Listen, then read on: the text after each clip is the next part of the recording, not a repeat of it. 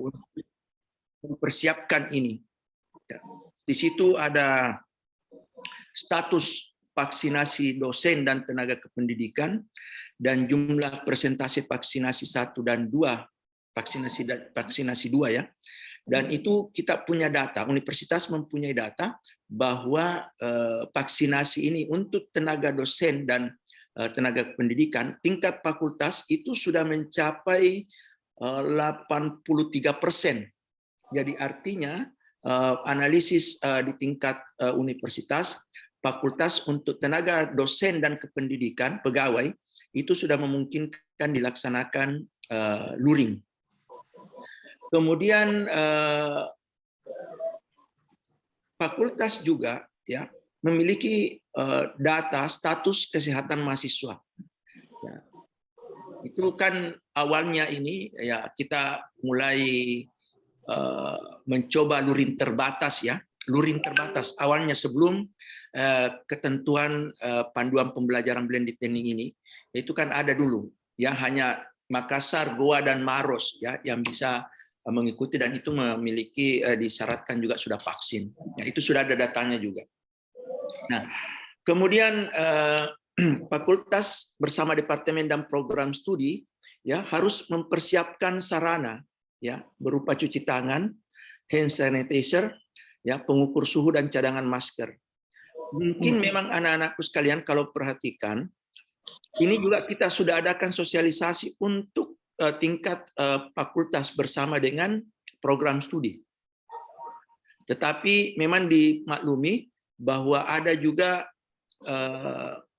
kelalaian, ya tidak bisa secara maksimum menyiapkan ini. Tetapi kita sudah berusaha sesuai dengan kemampuan yang ada. Ini memang perlu dikoreksi dan mahasiswa bisa memberi masukan ya tentang sarana ya yang dibutuhkan untuk pembelajaran blended learning ini. Nah, pembelajaran tatap muka terbatas ini ya harus dilakukan ya dengan mengikut sertakan keseluruhan peserta mata kuliah berdasarkan status vaksinasi 2 dosen dan tenaga kependidikan ya lebih dari 80%. Kebetulan pertanian 83%, jadi sudah bisa. Dengan PPKM Kota Makassar level 1 atau level 2. Makanya waktu awal dilakukan luring ya, itu Makassar masih masuk level 2. Tapi setelah berlangsung 1-2 pekan, tiba-tiba Makassar masuk level 3, ya. Maka beberapa fakultas menyatakan kembali kepada daring. Tapi setelah berjalannya waktu 3 pekan, ya Makassar kembali kepada level 2 dan level bahkan ke level 1, jadi memungkinkan kembali untuk luring. Makanya sekarang ya kita lakukan luring kembali ya. Tetapi tidak semua ya. Semua mata kuliah diharapkan 50% luring, 50% daring. Jadi kalau 16 kali pertemuan, 8 kali luring, 8 kali daring. Walaupun itu juga tidak memaksa kepada setiap pengampu mata kuliah untuk melakukan itu, tetapi kebijakan itu sudah ada. Artinya apa? Bahwa ketika dosen ingin melakukan pertemuan luring karena masih menganggap belum sampai 8 kali pertemuan luring, maka dosen bisa melaksanakan itu. Tentu ini semua atas persetujuan ketua departemen atau ketua program studi. Nah, kalau ini akademik tentu persetujuan ketua prodi. Nah, itu yang penting bagi mahasiswa semua ketahui. Soal keluhan bahwa ketika mau diadakan luring, ya dosennya tiba-tiba menyampaikan atau waktunya sangat mepet, ya itu persoalan teknis saya kira. Itu bisa sebenarnya tidak menjadi masalah, ya kalau kita sadari semua bahwa ini perlu direncanakan dengan baik. Ya, karena sebenarnya di dalam skema ya keputusan rektor tentang blended learning ini, ya itu sudah diatur sebenarnya ya. Pada setiap minggu pertama ya jam pertama itu luring, jam kedua kosong, jam ketiga baru luring kembali jam keempat terus, karena skema penjadwalan kita hanya 4 sesi dalam 1 hari perkuliahan untuk 1 ruangan. Sebenarnya kita sudah mengatur sedemikian rupa, tapi memang karena keadaan kadangkala yang tidak memungkinkan, ya, maka terjadi pergeseran-pergeseran. Memang dunia sekarang ini kan kita masuk di era VUCA, ya, di mana perubahan terjadi begitu cepat dan kadangkala tidak disangka-sangka. Maka mahasiswa jangan berpola pikir seperti dulu bahwa kalau dia sudah tetapkan begini harus, walaupun sebenarnya perencanaan harus dilakukan, tetapi kan keadaan yang tidak menentu sekarang ini menyebabkan ya hal-hal seperti itu. Katakanlah ketika mau luring tiba-tiba ada simulasi, ya ada tiba-tiba tim COVID ya yang memeriksa mahasiswa dan ditemukan, maka itu bisa saja tidak dilakukan perkuliahan seketika. Itu berubah. Nah, itu memang merugikan mahasiswa dan merugikan juga dosen karena dosen juga datang pada waktu itu. Ada juga dosen yang berkeluh kesah, dia datang tapi mahasiswa tidak ada. Ya, jadi memang banyak sekali hal-hal ya di era perubahan seperti ini yang kita harus memaklumi, ya bukan bersikeras tentang pendapat kita benar, ya kadang kebenaran kita pada waktu misalnya saya mengatakan saya mau datang di kelas tapi tidak ada mahasiswa tiba-tiba, ya atau ada mahasiswa tapi sedikit. Apa yang saya harus lakukan? Apakah saya harus marah? Kan tidak. Ya kalau keadaan mahasiswa mengatakan bahwa saya lagi demam, Pak, kita mau bikin apa? Tidak bisa dipaksakan hal-hal seperti itu. Yang harus kita lakukan adalah belajar menyesuaikan diri terhadap perubahan-perubahan yang ada. Akhirnya kita harus terima. Kalau perlu kita di dalam kelas ya yang hadir kita tetap luring, yang di rumahnya kita tetap daring. Bisa saja begitu. Dan itu sangat memungkinkan kita lakukan dengan teknologi yang ada saat ini. Sebenarnya kalau menurut saya, adik-adikku sekalian, dosen itu tidak bermaksud untuk tidak melakukan perkuliahan tepat waktu misalnya. Ya, tiba-tiba dia sampaikan karena memang kondisinya begitu. Yang pasti bahwa kita berusaha bahwa setiap mata kuliah harus mencapai tujuan pembelajaran mata kuliahnya. Baik itu keterampilan, ya, baik itu pengetahuan maupun sikap. Pembentukan itu harus dilakukan. Tapi kan keadaan yang tidak memungkinkan. Yakin saja bahwa dosen kita semua ini kalau bertemu kan kita selalu mengatakan bahwa kita berusaha semaksimal mungkin karena itu tugas dan kewajiban pokok kita, tanggung jawab kita untuk mendidik anak-anak kita untuk sampai kepada profil yang diinginkan. Alangkah naiknya kalau kita pendidik ya tidak berpikir seperti itu. Jadi memang kadang-kala ada sesuatu ya yang mahasiswa misalnya tabrakan kuliah luring daring, ya. Nah, itu kita perlu cari jalan keluar. Kita tidak mempersoalkan masalahnya tabrakannya, tapi kita perlu mencari jalan keluarnya. Bagaimana supaya bisa jalan luringnya dan daringnya. Pada mata kuliah yang berbeda, pada dosen yang berbeda, ya pada waktu yang berbeda, karena kan item-item ya yang menyebabkan terjadinya proses perkuliahan itu banyak. Jadi kita harus memahamkan diri kita untuk saling memahami, ya, memahamkan diri kita untuk saling memahami tentang keadaan yang kita hadapi sekarang. Jadi anak-anakku sekalian ya perlu ya mungkin disampaikan kepada seluruh mahasiswa bahwa keadaan seperti ini menjadi fenomena yang kita hadapi sekarang.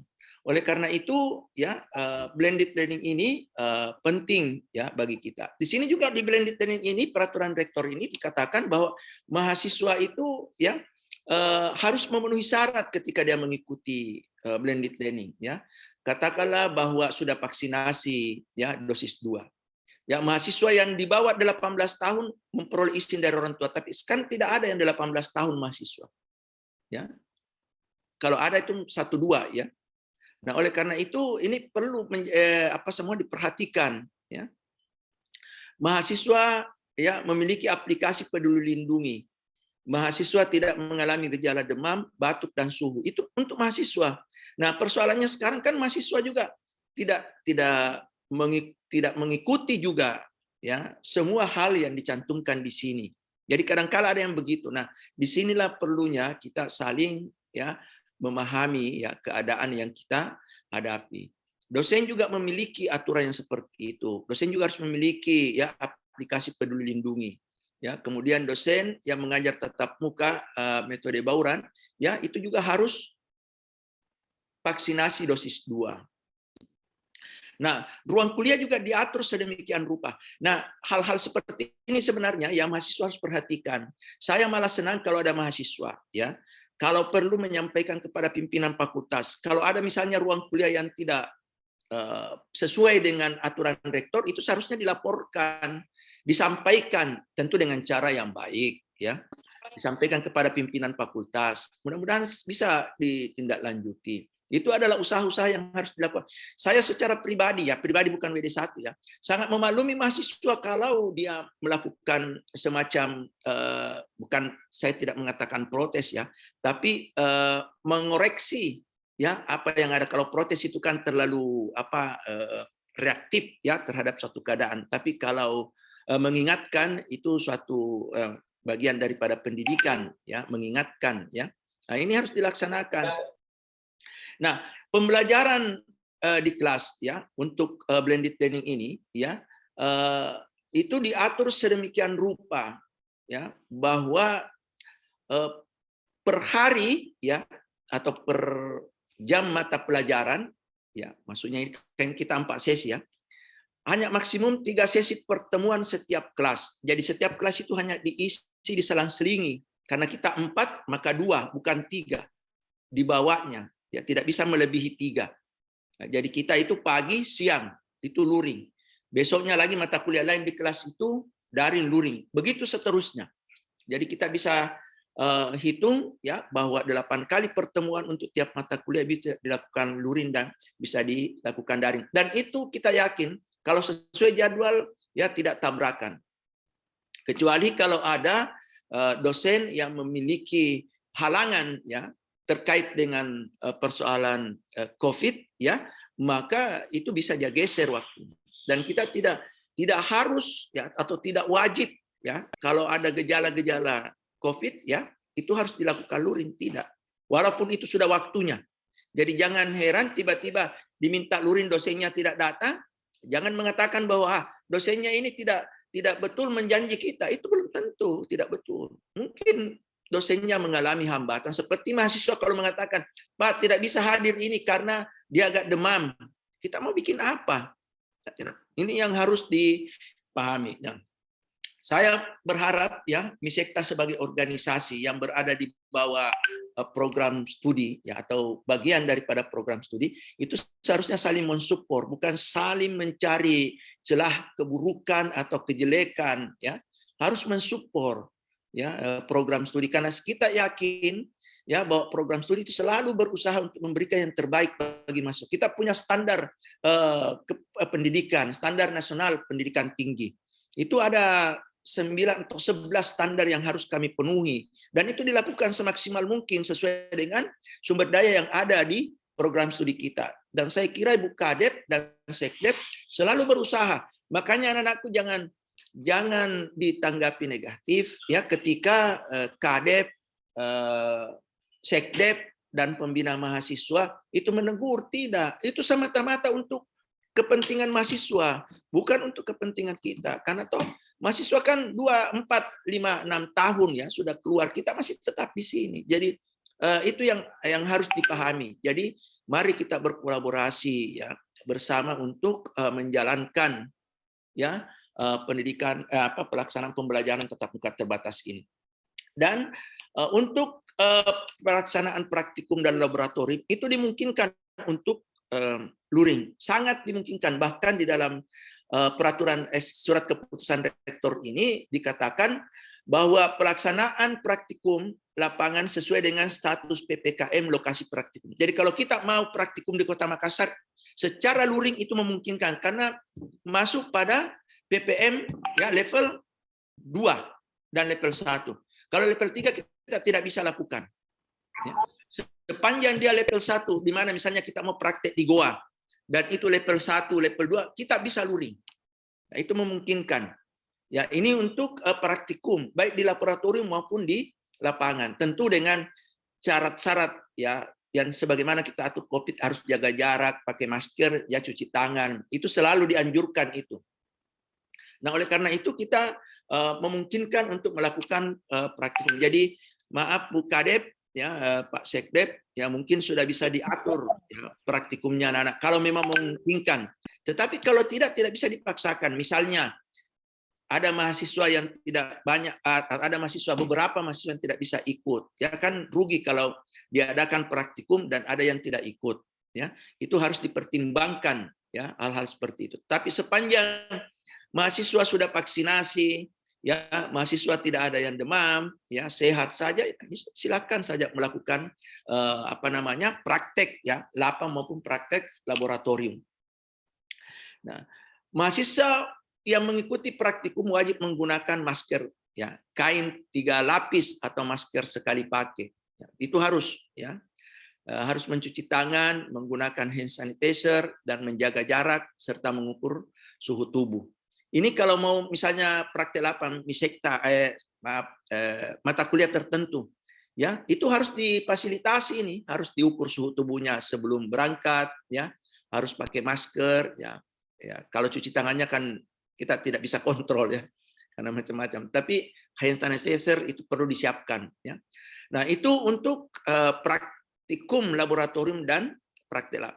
Sedangkan untuk kegiatan dan seminar, ya ujian akhir, seminar dan ujian akhir ya, baik proposal ya maupun hasil maupun ujian skripsi ya disesuaikan dengan kapasitas ruangan.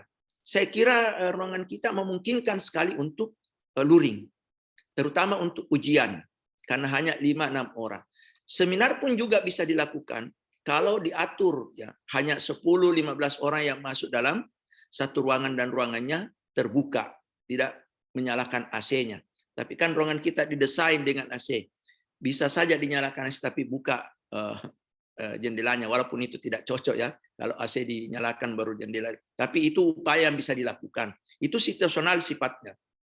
Nah, yang kegiatan seminar ujian ini ya yang mengikutinya ya harus dilakukan wajib menggunakan masker sama.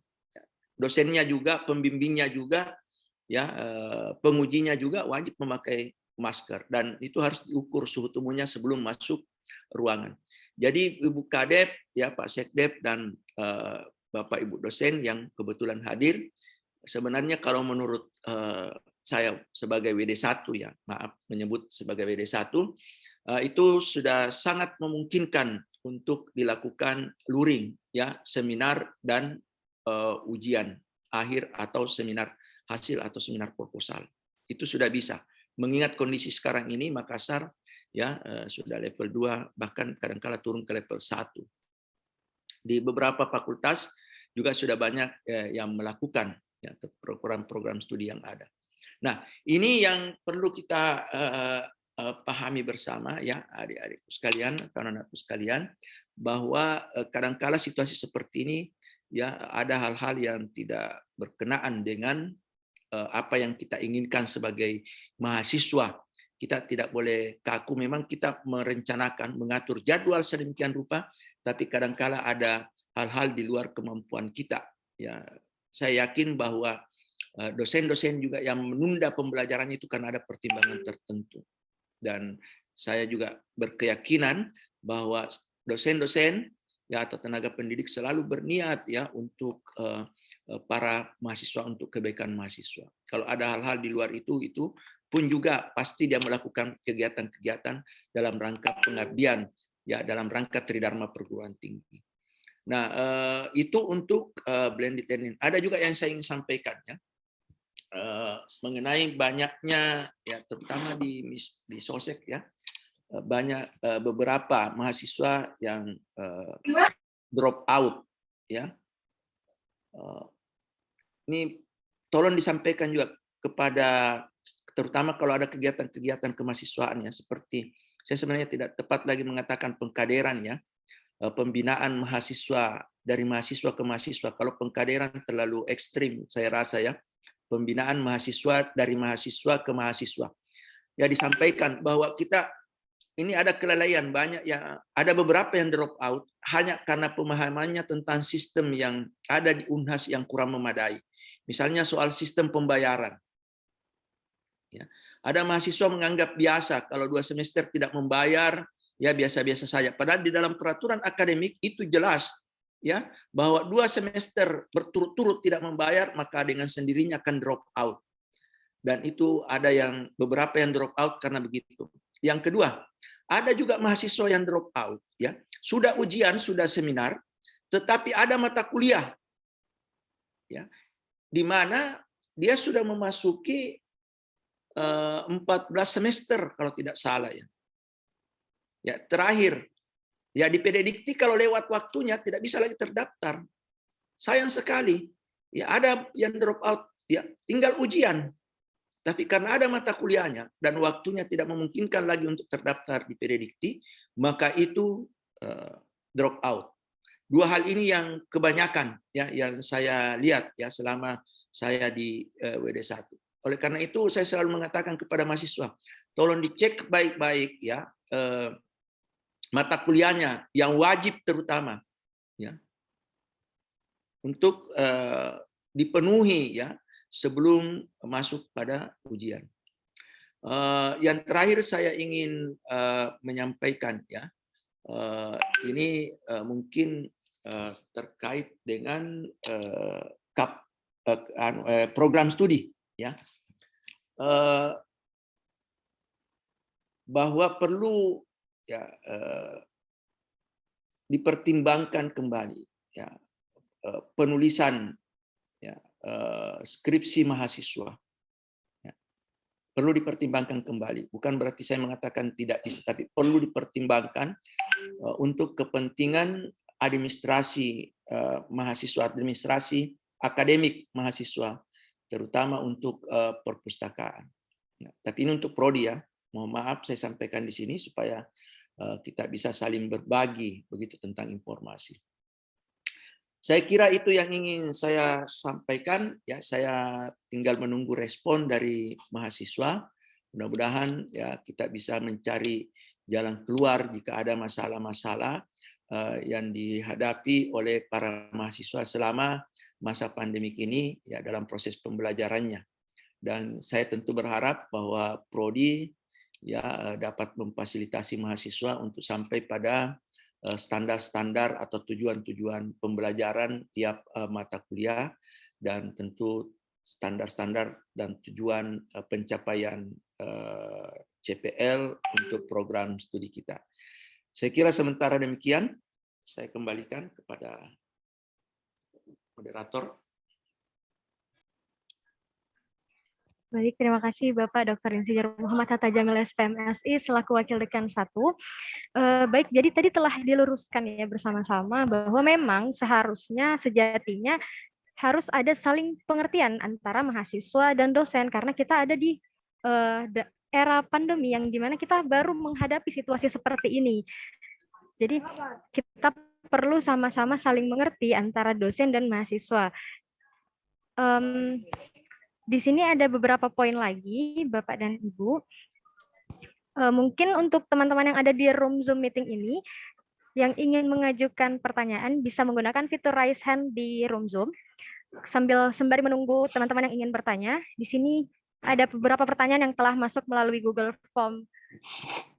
Oke, baik, karena sudah ada yang raise hand, mungkin saya persilahkan dulu kepada Saudara Imran Taufan. Disilahkan. Baik, terima kasih atas kesempatannya moderator. Sebelumnya yang saya hormati Bapak WD1, kemudian ada Ibu Ketua Departemen Ibu Nixia dan dosen yang hadir pada pertemuan ini, serta teman-teman sekalian. Baik, dalam kesempatan kali ini saya ingin menanyakan ataupun menyampaikan kendala ataupun keluh kesah selama beberapa pembelajaran yang sudah saya lalui. Nah, kebanyakan dari kami itu mengeluh, Bu, mengenai perubahan jadwal KRS.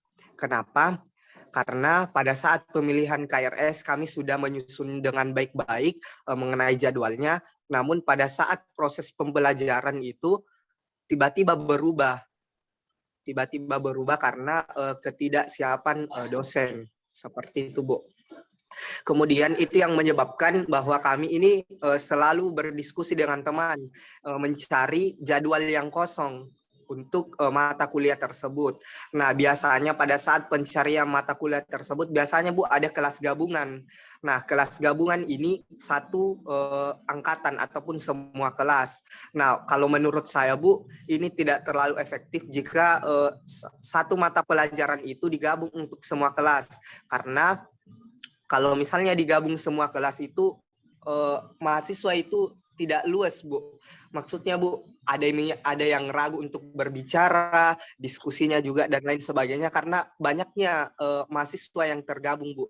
Tapi kalau misalnya kita per kelas, nah itu diskusinya lebih enak. Kemudian, Ibu, dengan adanya perubahan KRS tadi, Bu, ada juga dosen yang hanya mempunyai waktu pada saat malam, Bu. Dan itu biasanya teman-teman mempunyai kesibukan dan lain sebagainya, Bu. Kemudian yang saya ingin sampaikan juga, Bu, ini mengenai pergantian dosen. Biasanya, Bu, pergantian dosen satu dengan dosen lain itu terlalu cepat. Padahal pada saat dosen pertama materinya sudah kami pahami, tapi pada saat perpindahan dosen itu biasanya, Bu, materi yang disampaikan itu tidak terlalu sinkron dengan materi sebelumnya. Mungkin dari penjadwalan materi itu atau RPP-nya itu sudah baik, tapi mungkin Bu karena kita mahasiswa beda dosen lagi, mungkin tanggapan kami mengenai materi itu, Bu, lebih berbeda. Mungkin itu, Bu. Kemudian berhubung ada Pak WD1, saya ingin menyampaikan juga ini di luar mengenai akademik. Nah, ini keluh kesah saya dari semester awal. Pada saat saya ke fakultas, sampai sekarang pun itu kita mahasiswa kalau parkir di fakultas itu ditagih uang parkiran. Nah, saya ingin memperjelas apakah ini memang dibawa naungan oleh fakultas atau bagaimana? Karena kan kalau yang saya ketahui itu hanya di Fakultas Pertanian saja yang ada pembayaran parkiran. Kalau di fakultas lain itu tidak ada. Mungkin ini yang dapat saya sampaikan. Sekian, terima kasih. Baik. Bagaimana Bu Kadep? Saya yang jawab dulu.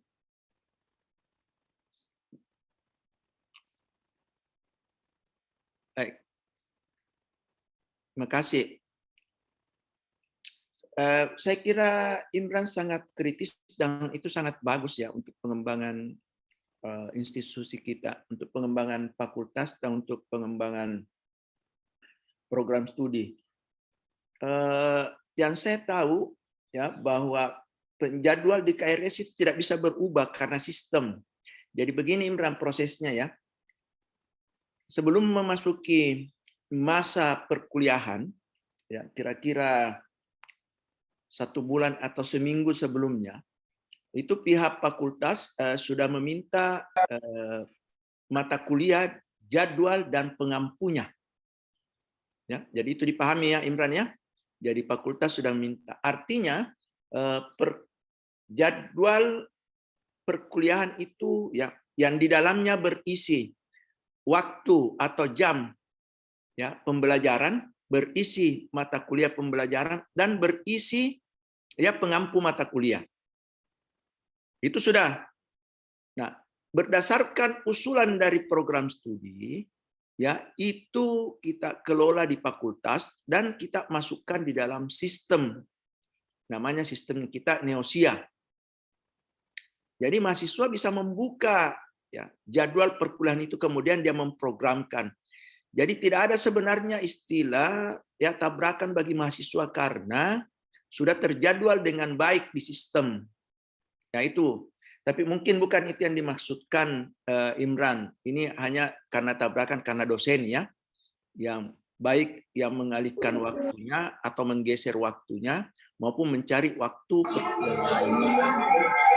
Sebenarnya Imran program studi telah berusaha ya memikirkan itu semua. Makanya khusus di program studi agribisnis yang saya tahu ya bahwa membuat kelas paralel. Ya, tapi memang itu dimaksudkan agar pengetahuan yang sampai ke mahasiswa itu sama semua. Ada juga kelas paralel di program studi lain, tetapi dia bagi kelasnya. Waktunya sama, tapi timnya itu mengajar masing-masing per kelas. Kalau kita tidak, ya, semua dosen mengajar pada semua kelas yang ada, agar pengetahuannya merata. Ya, itu yang dimaksudkan Imran. Tetapi kalau memang tadi ada persoalan, ya, dirasakan bahwa ketika pergantian ada tidak sinkron lagi, ya itu saya kira nanti kita akan menjadi bahan rapat kita di program studi.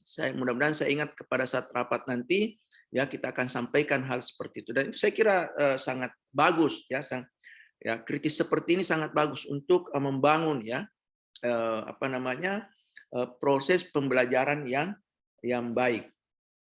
Itu untuk KRS. Jadi KRS tidak ada persoalan, Imran, karena sistem yang mengatur, ya. Mahasiswa juga hanya salah memilih kalau tabrakan mata kuliahnya, ya. Itu. Kemudian soal parkir ini sudah kita masuk, ya, dibicarakan. Sebenarnya ini wewenangnya WD2, tapi itu sudah dikatakan bahwa sebenarnya tidak ada pungutan untuk parkir itu, pembayaran parkir.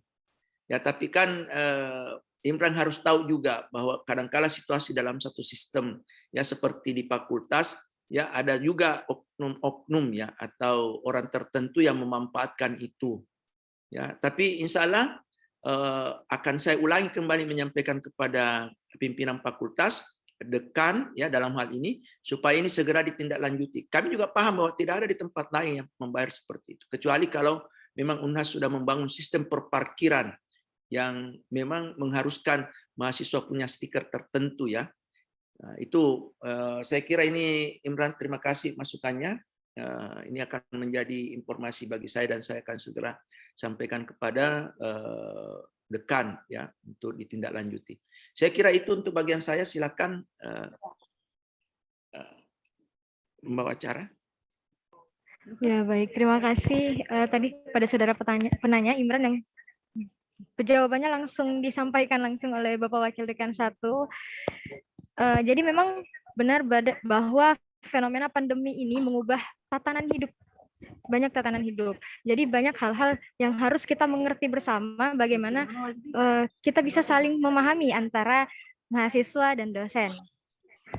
Oke, dan selanjutnya masih ada lagi yang mengajukan, yang raise hand di Zoom. Mungkin saya persilakan dulu ke Siti Nurhaliza S. Baik, terima kasih atas kesempatannya, Pak Moderator. Yang terhormat Bapak Wakil Dekan 1 Fakultas Prodi Agribisnis. Jadi Pak, langsung saja, salah satu keluh kesah kami dari mahasiswa yaitu pergantian jam Pak, atau pergantian KRS, tapi mata kuliah kami itu di hari libur Pak. Jadi mungkin bisa diefisienkan Pak, kalau semisal dosen ingin mengubah jadwal kuliah kita Pak, tidak pada hari libur, karena sudah ada peraturan bahwa perkuliahan itu hanya sampai di hari Jumat Pak. Jadi mungkin dari itu, hanya itu dari saya, sekian. Terima kasih. Ya, langsung saja respon, ya. Di dalam peraturan ini, ya, di dalam peraturan blended learning ini, itu memungkinkan untuk kuliah hari Sabtu. Memang tidak disebutkan hari Minggu, hari libur, hari Sabtu yang disebutkan. Tetapi sebenarnya kalau Minggu bisa juga. Kenapa itu diatur? Tetapi dengan catatan bahwa itu harus ada kesepakatan dengan mahasiswa. Kalau mahasiswa setuju, ya. Jadi memang ini juga mengingatkan saya sebagai dosen, ya. Kalau mahasiswanya tidak setuju, tidak bisa kita lakukan perkuliahan di hari libur, ya. Begitu Siti Nurhaliza saya. Jadi sekali lagi saya ingin sampaikan, ya, bahwa memungkinkan untuk dilaksanakan, ya, praktikum dan perkuliahan di hari libur, ya, tetapi itu kesepakatan dengan kesepakatan mahasiswa. Kalau mahasiswa tidak sepakat atau tidak setuju, maka kita tidak boleh mengadakan perkuliahan itu. Tetapi khusus laboratorium, memang karena terbatasnya laboratorium, ya, maka praktek itu bisa diadakan di hari Sabtu.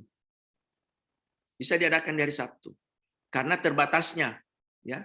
Dan kalau mahasiswa tidak setuju, ya boleh juga mengatakan bahwa tidak usah di hari Sabtu. Tetapi tentu praktikum akan terhambat.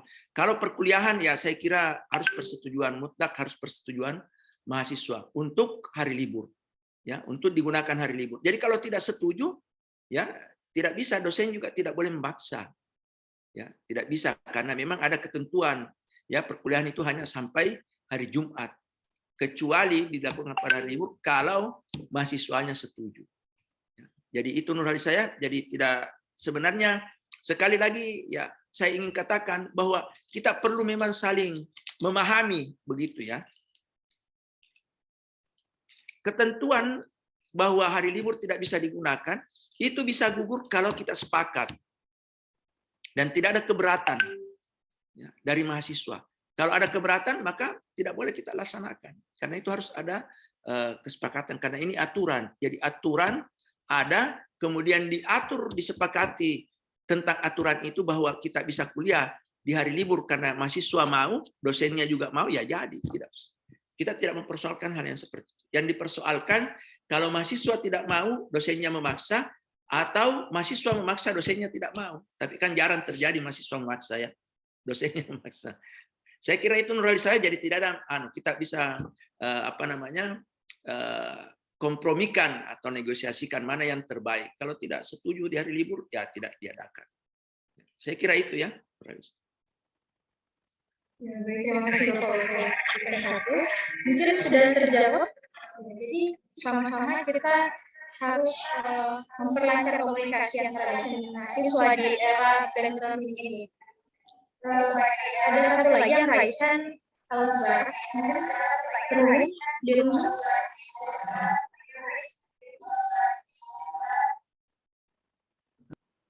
Baik, jadi terima kasih atas kesempatan yang diberikan kepada saya moderator. Mohon maaf Pak dan Ibu, izin off cam Pak, karena jaringan saya terganggu kalau misalnya on cam. Jadi yang terhormati Bapak Wakil Dekan 1 dan Ibu Nixia serta dosen yang sempat meluangkan waktunya bergabung di Zoom ini. Jadi di sini saya akan membagikan keluhan kesah saya yang di semester 1 sampai semester 2 ini Pak. Jadi keluhan saya itu Pak tentang kuota internet yang terlalu mahal Pak untuk sebagian mahasiswa. Apalagi paket internet yang mahal ini tersebut seringkali dibatasi untuk besaran kuota tersebut Pak. Tentunya tidak cukup untuk kebutuhan para siswa yang menjalankan video atau dipakai untuk Zoom selama ini Pak. Apalagi itu Zoom yang dijalankan Pak berlangsung lama Pak. Sementara rata-rata harga paket internet itu Pak yang di sebagian di Indonesia itu Pak tergolong cukup mahal Pak, terutama untuk rata-rata pendapatan yang kayak masyarakat yang kecil itu Pak yang tidak cukup untuk ekonominya Pak. Jadi di sini Pak apakah departemen tidak mengadakan kayak pembagian kuota per semester itu Pak untuk membantu sedikit mengurangkan beban untuk mahasiswa Pak? Itu mungkin yang saya sampaikan Pak. Terima kasih. Ya, saya kira ini domainnya ya, Prodi. Tapi perlu saya mau tanya dulu, Al-Mubarak, mana lebih murah atau lebih mahal kalau kita luring setiap saat atau dengan Zoom memakai kuota? Coba hitung-hitungan ekonomisnya, Mubarak. Ya. Luring yang Anda harus ke kampus, keluarkan bahan bakar, ya, atau bayar angkutan umum, atau beli kuota.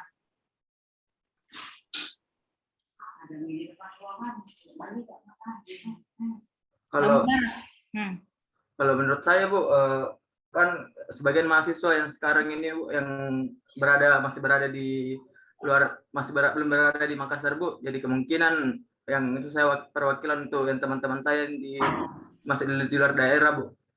Tapi kalau yang ditanyakan itu apa yang lebih mahal ketimbang yang offline atau yang online Bu, mungkin yang kayaknya kalau bagi saya Bu sama Bu, karena sama.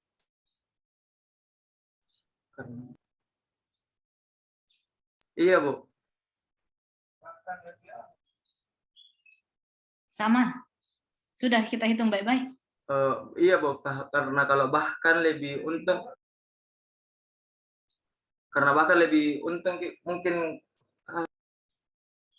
mungkin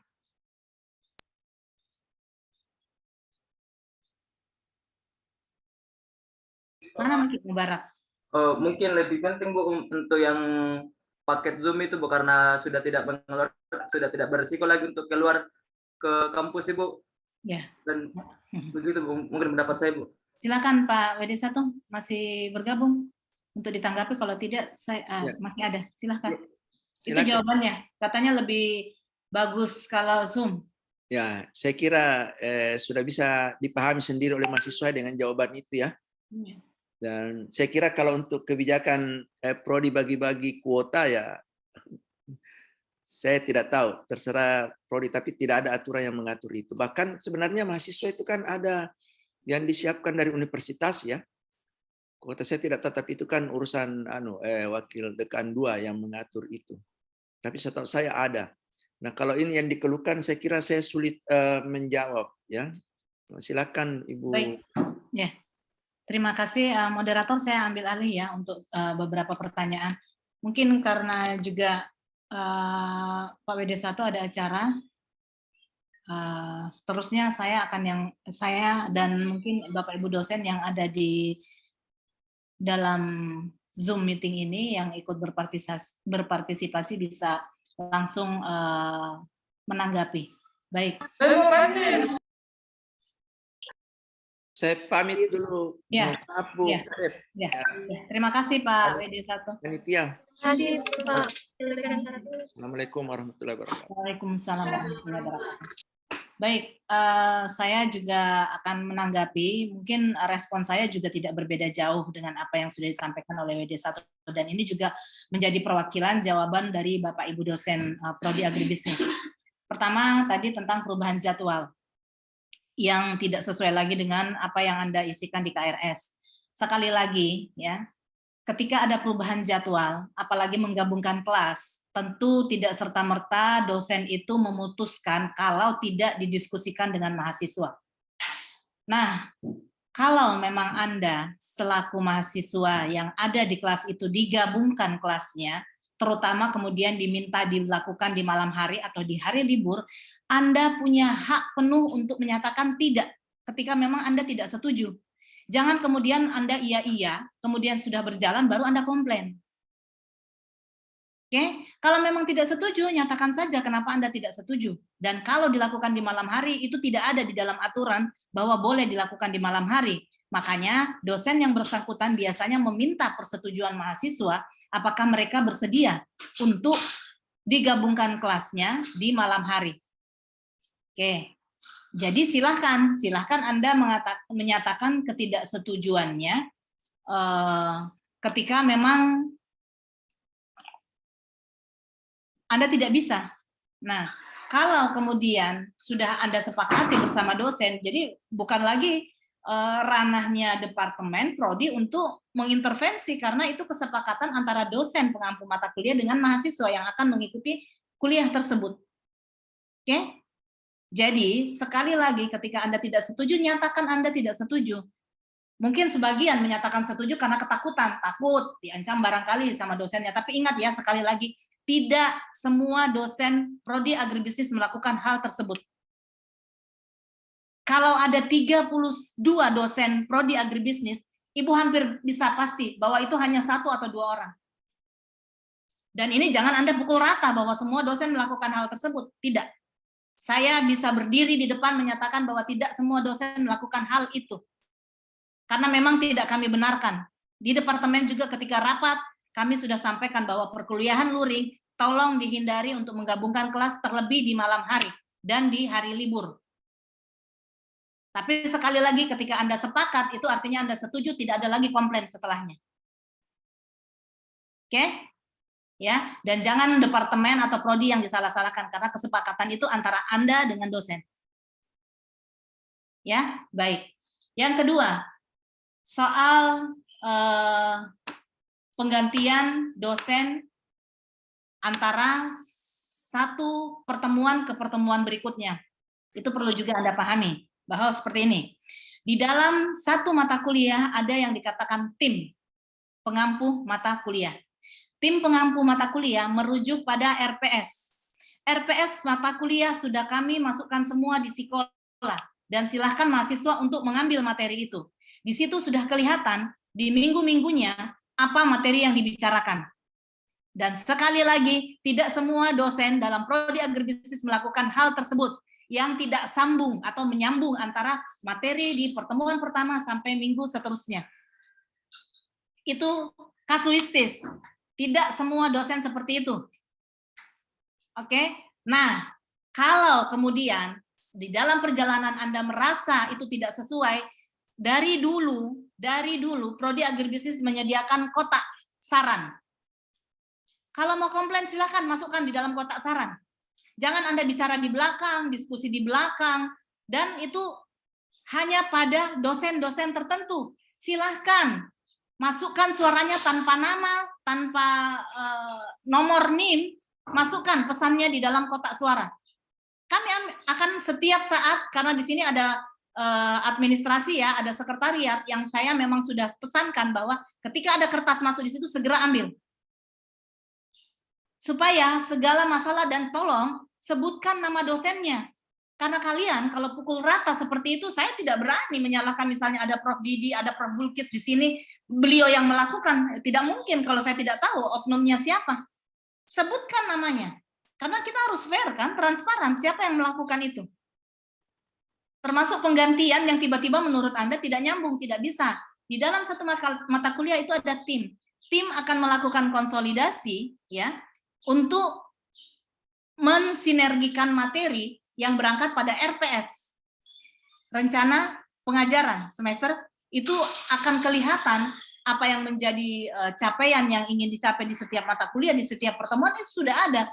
Kalau ada dosen yang keluar dari situ, itu bukan kesalahan prodi, itu kesalahan personal yang mungkin tidak paham alur perkuliahan dari pertemuan ke pertemuan. Dan sekali lagi Ibu sudah sampaikan, kalau ada komplain ke situ sebut nama, masukkan di kotak saran. Supaya Ibu sebagai koordinator dalam program studi itu bisa menyampaikan langsung ke dosen yang bersangkutan. Kalau Anda bicara seperti ini perwakilan dosen, saya pasti sebagai dosen tidak merasa pernah menggabung kelas di malam hari dan di hari libur. Tentu saya abai dengan itu. Tapi kalau Anda menyebutkan langsung namanya dan Anda juga sudah sepakat dengan dosennya, terus masa komplain ke prodi? Iya toh? Anda itu mahasiswa, sudah bebas. Kalau berdialog seperti ini, itu pun Anda sudah diskusikan di awal, Bu, ini yang akan kami bicarakan. Kalau ada komplain-komplain seperti itu, kotak saran selalu tersedia dari dulu.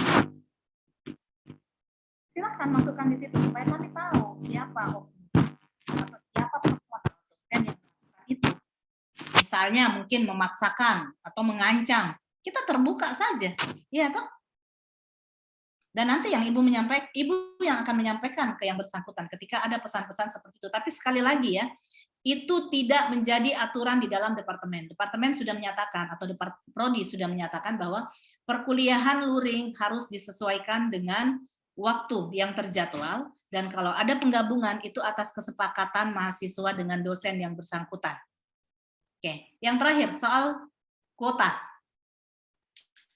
Kuota internet tadi kan kita sudah simulasi mana lebih banyak biaya yang harus dikeluarkan, apakah dengan berkunjung langsung ke kampus atau dengan luring. Karena dasarnya Anda komplain karena kuota yang terbatas. Bantuan seperti itu kalau sepanjang Ibu tahu waktu zaman pandemi lagi tinggi-tingginya itu ada dari pemerintah, tapi langsung diterima dan disalurkan oleh WD2, tidak di prodi. Tidak di prodi. Sekali lagi bukan di prodi. Oke ya. Jadi silakan kalau memang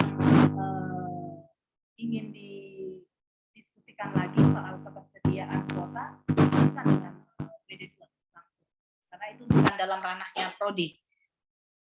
Kalau tadi bicara bahwa luring itu lebih daring itu lebih murah, ya sudah, setiap pilihan keputusan kita sudah bicara ada opportunity cost. Ada biaya yang harus ditanggung, tidak semua bisa mulus, ya sudah seperti itu. dalam pandemi seperti ini memang jangankan Anda, kami juga dosen harus mengeluarkan biaya ketika luring. Memang disediakan, tetapi disediakan bersesuaian dengan jadwal kalau di fakultas. Tapi kalau kemudian ada waktu yang kami setting karena keterbatasan waktu atau tidak ketemunya ada kegiatan yang lain, maka kuota akan kami sediakan secara pribadi.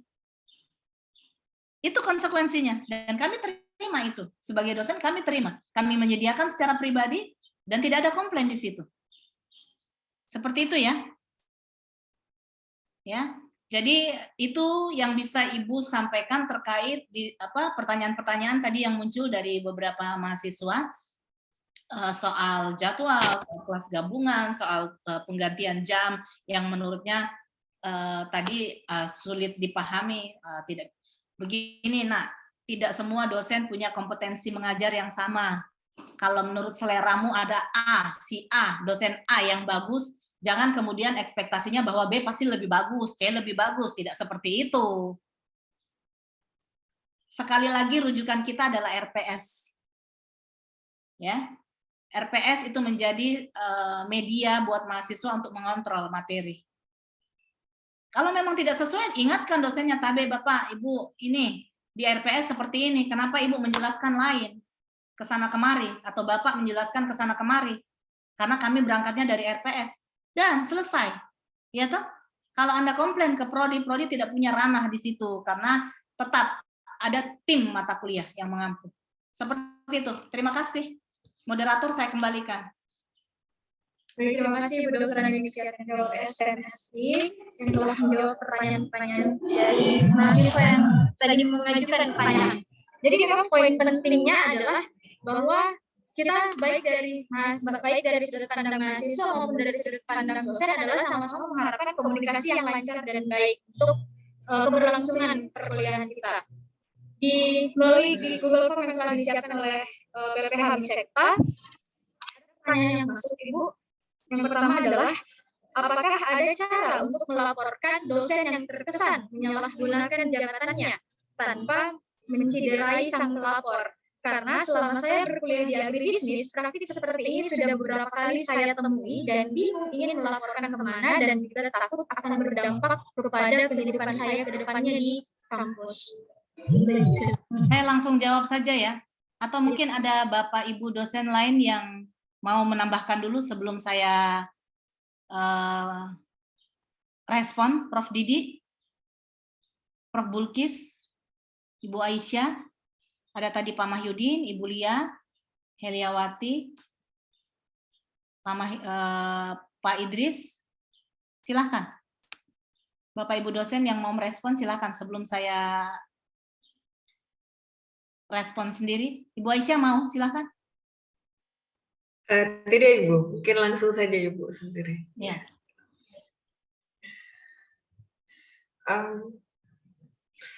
Kalau mungkin bisa ini saja Bu, sedikit.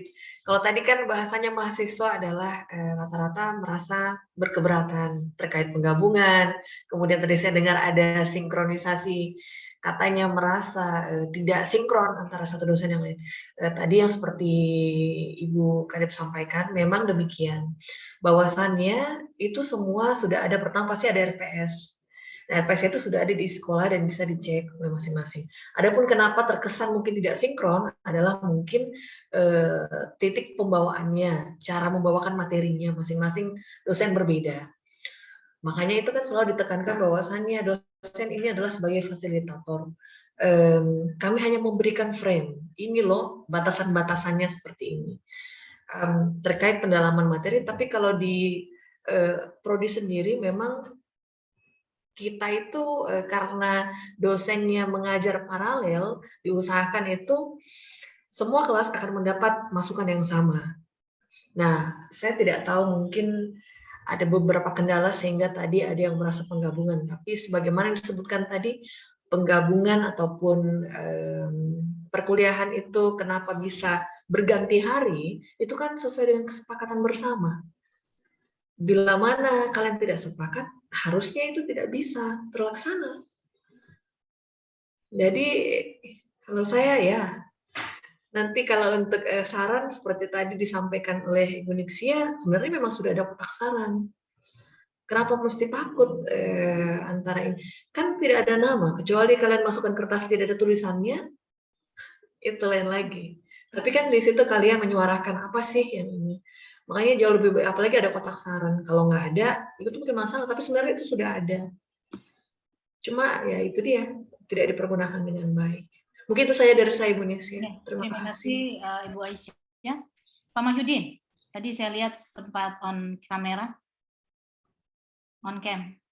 Silakan, siapa tahu ada yang mau direspon soal pertanyaannya mahasiswa atau keluh kesah mahasiswa. Silakan Pak Mahyudin.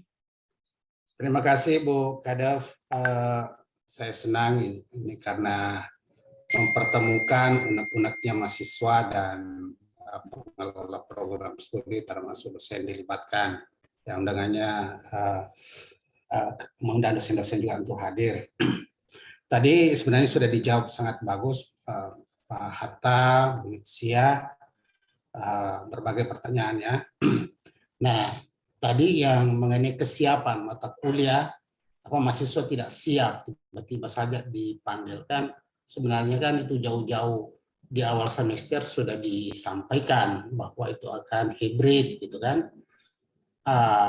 Logikanya mahasiswa justru harus siap dari awal semester, jadi tidak bisa dikatakan bahwa ini tiba-tiba diumumkan.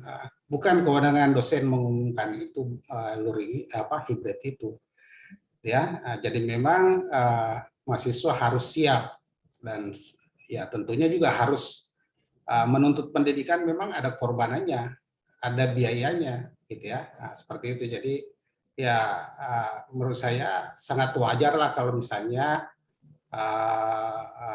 membayar internet misalnya kan tidak seberapa gitu ya, tidak seberapa. Mungkin lebih banyak biaya nonton YouTube-nya dibanding ini gitu. Ya, betul. Itu. Kemudian mengenai tadi juga sinkron. Seharusnya sinkron karena kan kita semua mengacu pada RPS, ya. Seperti itu. Kecuali misalnya kalau sudah dijelaskan oleh dosen lain materi itu, terus materi dosen berikutnya lagi mengajarkan materi yang sama dengan pendalaman yang berbeda, silakan aja koreksi bahwa materi itu sudah diajarkan gitu. Kan mahasiswa juga pegang itu mungkin RPS-nya gitu kan, per minggu itu apa yang harus diberikan. Jadi harusnya untuk sinkron itu kita semua mengacu pada RPS. Kalau ada dosen tidak mengacu di situ, ingatkan bahwa ada RPS-nya, materi ini yang harusnya diberikan. Ya. Nah, tadi yang yang terakhir, bagaimana supaya kalau ada keluhan disampaikan tidak berdampak. Nah, sebenarnya kalau ya ini khusus untuk di S2 agribisnis, kami memang melakukan beberapa cara justru untuk menangkap pasaran unek-unek dari mahasiswa, dan itu kita lakukan secara terorganisir dan setiap semester. Ada Google Form yang kita berikan bagaimana tanggapan atau respon mahasiswa, ya. Jadi istilahnya kami kepuasan pelanggan terhadap proses pembelajaran itu lewat Google Form aja. Nah, di situ per mata kuliah, ya. Di situ banyak sekali saran-sarannya, termasuk melaporkan apakah ada dosen misalnya tidak melakukan tugasnya, apakah dosen bersangkutan memiliki RPS dan mengikuti RPS itu, apakah termasuk pelayanan yang diberikan oleh akademik, ya, oleh staf, oleh dosen juga, seperti itu, ya. Itu terungkap semua di situ. Dan itu kan hanya yang mengakses pimpinan. Kalau kami di Pasca ya hanya staf admin di Pasca dan KPS-nya yang tahu. Jadi dosen lain tidak paham. Jadi dosen yang dilaporkan pun di situ tidak paham. Nah, justru itu menurut saya itu bagus itu ya, supaya juga menjadi ada dasarnya program studi kita untuk membicarakan kalau ada hal-hal misalnya mata kuliah, ada dosennya tidak masuk, ada dosennya tidak nyambung dengan RPS, itu bisa menjadi masukan ya untuk mendiskusikan di program studi ya. Kalau saran saya seharusnya ada penilaian ya, dan memang seharusnya setiap program studi begitu per semester tentang bagaimana proses penyelenggaraan pendidikan ya. Kalau kami istilahnya kepuasan pelanggan. Bahkan termasuk juga dosen itu ada yang mengisi itu kalau di pasca itu ya, juga menyampaikan keluhan-keluhannya terhadap fasilitas ya, proses pembelajaran. Nah itu. Nah, saya kira bagus ya, Anda usah takut memberikan saran, apalagi sarannya itu mendukung konstruktif ya untuk kemajuan program studi kita. Saya kira tidak perlu takut itu ya.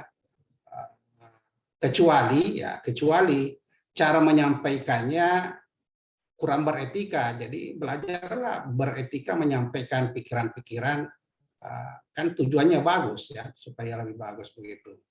Hindarilah cara memprotes atau cara menyampaikan unek-unek yang yang tidak bagus. Ya, saya kira kalian semua tahu itu ya, bagaimana cara menyampaikan secara baik ya kepada program studi. Nah, gitu. Ya. Nah, saya kira itu aja Bu kalau dari saya. Terima kasih. Terima kasih Pak Mahdi. Mungkin ada tambahan lagi dari Ibu Nisya.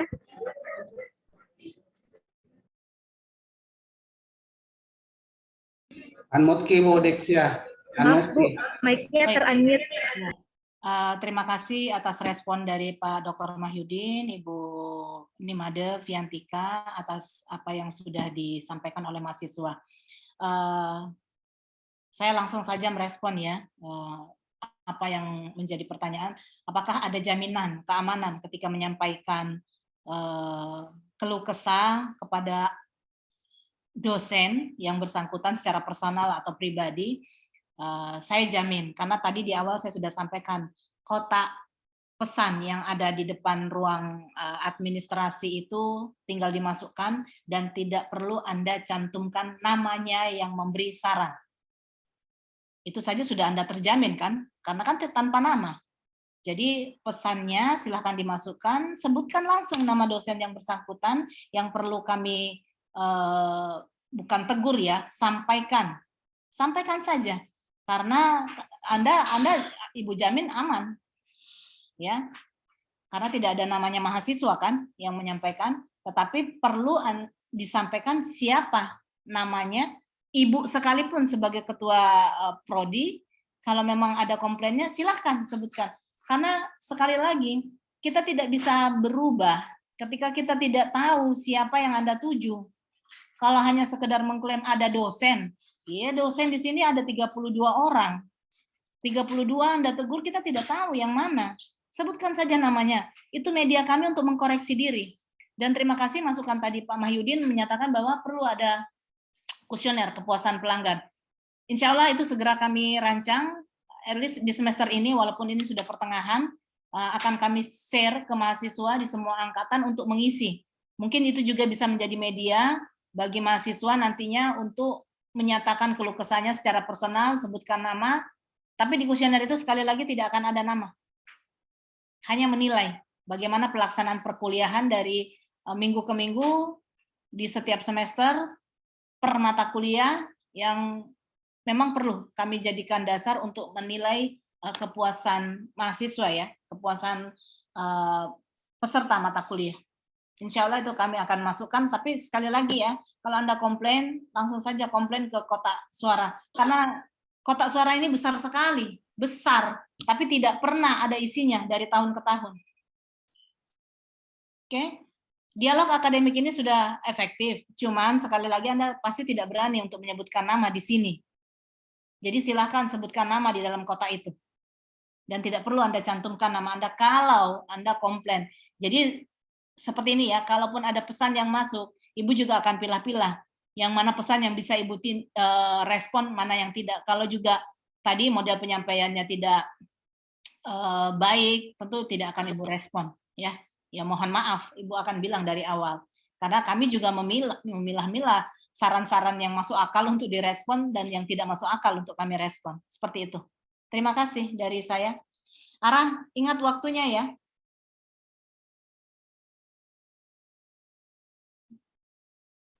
Ya, baik. Terima kasih, Ibu Kepala Departemen.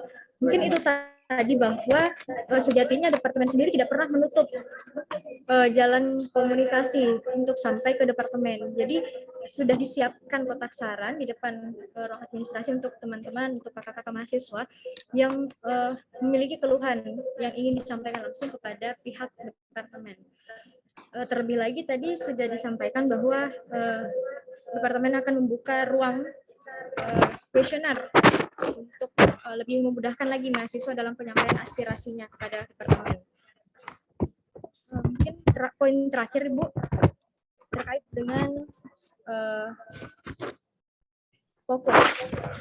Ada yang masuk melalui Google Form BPH. Jujur menurut saya ini sangat memberatkan. Maksudnya di sini adalah penginformasian terkait hal kewajiban mengikuti PKM yang disampaikan H-1 sebelum penginputan proposal, sehingga tidak ada persiapan lebih matang dalam proposal dan takutnya hanya terkesan yang penting ikut demi kokur. Nah, tanpa ada dasar keinginan yang lebih. Selain itu, saya harap untuk persyaratannya bisa lebih perhatikan dan lebih menghargai usaha mahasiswa dengan cara tidak mewajibkan sampai di tahap mendapatkan PIN atau pendanaan berhubung sebelum mencapai tahap itu pun mahasiswa sudah banyak berkorban. Itu yang masuk melalui Google Form BPH, Bu. Mungkin bisa ditanggapi, silakan. Baik. Jadi kegiatan PKM itu sebenarnya adalah kegiatan reguler ya. Dan itu juga sebenarnya salah satu peran dari BPH Misekta sendiri untuk secara reguler melakukan sosialisasi. Kalau kemudian ada pernyataan tadi yang masuk dari mahasiswa yang menyatakan jangan tiba-tiba, ini tidak tiba-tiba. PKM itu sudah ada sejak 3-4 tahun yang lalu. Nah, kalau terkesan tiba-tiba, mungkin ada yang miss di sini. Yang miss karena kalau PKM sendiri itu selalu secara reguler disampaikan ya mulai dari tingkat universitas, fakultas, sampai prodi. Ya, jadi saya juga, Ibu juga tidak terima kalau itu dinyatakan bahwa tiba-tiba. Karena itu sudah reguler. Bahkan sudah ada penanggung jawabnya untuk masing-masing fakultas dan prodi. Oke ya. Jadi ini tidak tiba-tiba. Kalau kemudian permintaannya tadi bahwa Ibu tolong dihargai, ya memang kita menghargai dan terus terang ini tidak harus sampai pada tahap diterimanya. Kalau sudah jadi proposal itu juga kita hargai. Apa buktinya? Bahwa tidak sedikit proposal-proposal yang masuk itu kami berikan apresiasi dalam bentuk award ya, kita berikan ketika dia sudah jadi proposal. Itu di tingkat prodi. Ya. Cuman karena PKM ini sekarang tidak menjadi bagian kegiatan prodi, kalau sebelumnya kami award, kami kasih dana untuk masing-masing proposal, baik yang sampai pada tingkat universitas atau hanya sampai pada pengajuan proposal. Itu ada award-nya. Kita kasih. Waktu PKM tidak masuk pada kegiatan fakultas dan universitas. Namun karena sekarang sudah menjadi ranah fakultas dan universitas, kami tidak akan lagi memberi award. Tapi di tahun-tahun sebelumnya, ketika masih menjadi bagian dari kegiatan PPKS, ya dulu ada di tahun 2017, 18 sampai 19 kalau tidak salah, itu kami beri award. Kami beri biaya penggantian penyusunan proposal pada mahasiswa dan juga kepada dosen pembimbingnya. Namun karena sekarang ini atau di tahun ini 2 tahun setelahnya itu tidak lagi menjadi ranah prodi, tidak ada lagi di dalam PPKPS tapi di bawah pembiayaan WD3 ya. Maka kegiatan itu dibiayai langsung oleh WD3, tidak lagi di kami. Jadi mohon maaf, reward itu tidak kami berikan lagi untuk PKM. Seperti itu, ya. Jadi jangan katakan bahwa tidak ada penghargaan. Kami sangat menghargai. Bahkan sekarang Ibu Kreasi karena tidak ada lagi masuk di ranahnya prodi, Ibu tetap memberikan reward kepada proposal-proposal kompetisi yang dilakukan oleh mahasiswa, proposal-proposal yang dibuat oleh mahasiswa, tapi sayang sekali yang sering memasukkan proposal hanya mahasiswa itu saja. Kembali ke Misekta, di mana fungsi Anda untuk melakukan sosialisasi itu? Karena itu juga sudah Ibu sampaikan pada pelaku atau mahasiswa-mahasiswa yang sering melakukan, misalnya Arwin Syah yang sudah selesai ya. Terus ada siapa lagi tuh ya? Zulkifli. Ibu minta silahkan sosialisasikan ke adik-adik angkatannya ketika Anda sudah dapat reward, sampaikan ke adik-adiknya untuk juga memasukkan proposal serupa, karena sekarang itu sudah menjadi, sudah Ibu masukkan di dalam rencana keuangan prodi untuk diberi reward. Tapi tidak bisa Ibu yang langsung menyampaikan, maka Ibu minta perwakilan Misekta sendiri. Nah, kalau Misekta tidak menjalankan itu, ya Misekta yang menjadi penyebabnya, kenapa tidak sampai kepada adik-adiknya. Termasuk PKM. Sosialisasi PKM itu juga bagian dari kegiatan yang harus disosialisasikan oleh Misekta atau BPH Misekta. Demikian responnya Ibu Ara. Bisa ditambah sedikit Ibu? Silakan Ibu Pipi. Terkait PKM. Baik, Assalamualaikum warahmatullahi wabarakatuh. Terkait dengan PKM ini, betul tadi yang disampaikan oleh Ibu Kadep, bahwa ini bukan tiba-tiba deh ya. Ada juga kemarin yang keluhkan, cuman memang sempat Ibu bilang, loh, kenapa ini baru ada muncul ini ya? Ada sempat Ibu tolak, karena apa ya? Sebenarnya ini karena mungkin Ibu bisa sarankan, seperti tadi Ibu Kadep sudah sampaikan, bahwa ini ada juga turut perannya Misekta ya. Jadi Ibu mau sarankan saja buat adik-adik, kalau bisa mulai tahun inilah ya, nanti 2022 kalian programkan dia. Jadi kan dia program kerja di dalam Misekta, sehingga untuk mengenai pembinaan ya, khususnya PKM ini dan PMW mungkin juga ya, nanti itu lebih apa ya, lebih terorganisir deh ya, dengan harapan Misekta dan bekerja sama dengan pihak departemen itu sebaiknya untuk sosialisasi, tidak usahlah panggil orang luar, kita saja di dalam sini ya, panggillah contohnya misalnya Icang ya, siapa Arwin Syah ya, senior kalian itu yang alhamdulillah 2018 kemarin ya dapat medali. Kemudian nanti mereka-mereka yang sudah berhasil lah ya memberikan istilahnya clue-cluenya atau apa istilahnya, karena Ibu sendiri rasakan, karena aturan atau panduan yang ada untuk PKM itu sendiri kadang berubah ya.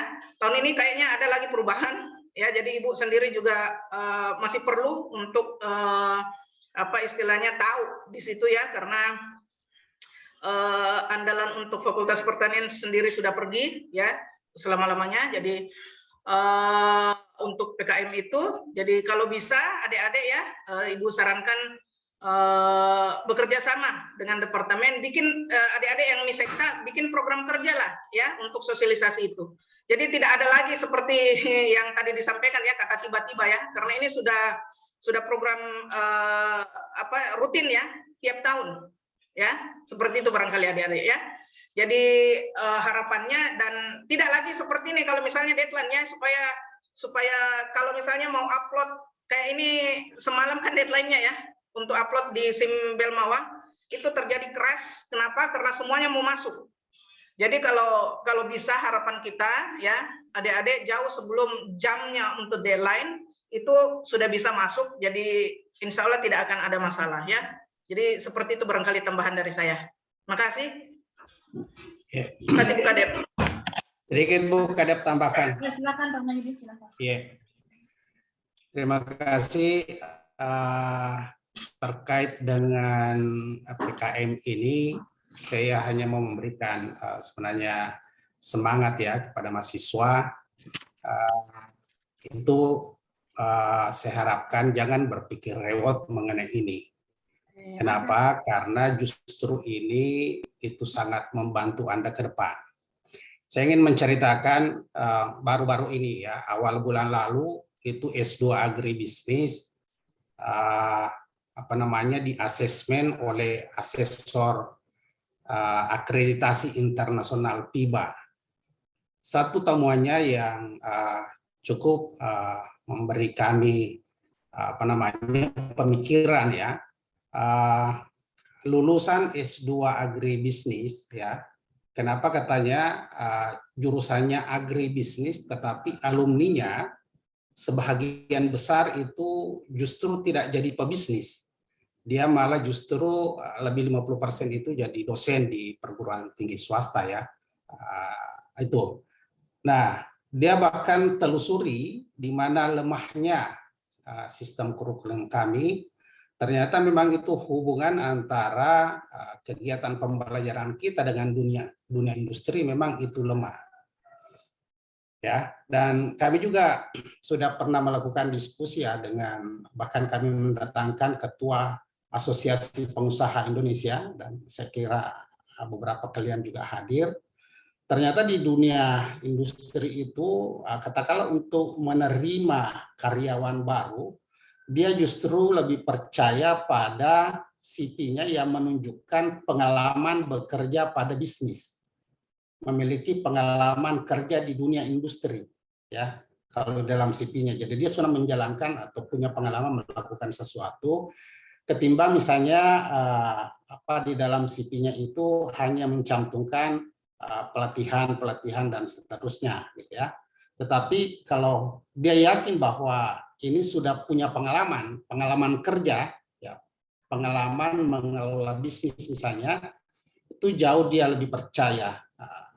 Ini logis sekali bagi mereka karena mungkin perusahaan tidak perlu lagi mentraining dia sebelum mereka bekerja, gitu kan? Seperti itu. Jadi mungkin seperti itu alasannya. Jadi menurut saya PKM ini adalah ajang untuk melatih diri Anda mengelola bisnis, ya, mendekatkan diri Anda dengan dunia bisnis, dengan dunia industri. Itu kalau misalnya Anda bisa lolos pada atau memiliki ide, ya, ide agribisnis yang katakanlah sampai mendapat pengakuan nasional, itu modal besar bagi saya, menurut saya ya, untuk bisa bekerja atau mengembangkan bisnis ke depan. Ya, seperti itu. Jadi justru itu yang harus memotivasi Anda. Ini kebutuhannya Anda untuk membekali diri Anda setelah selesai.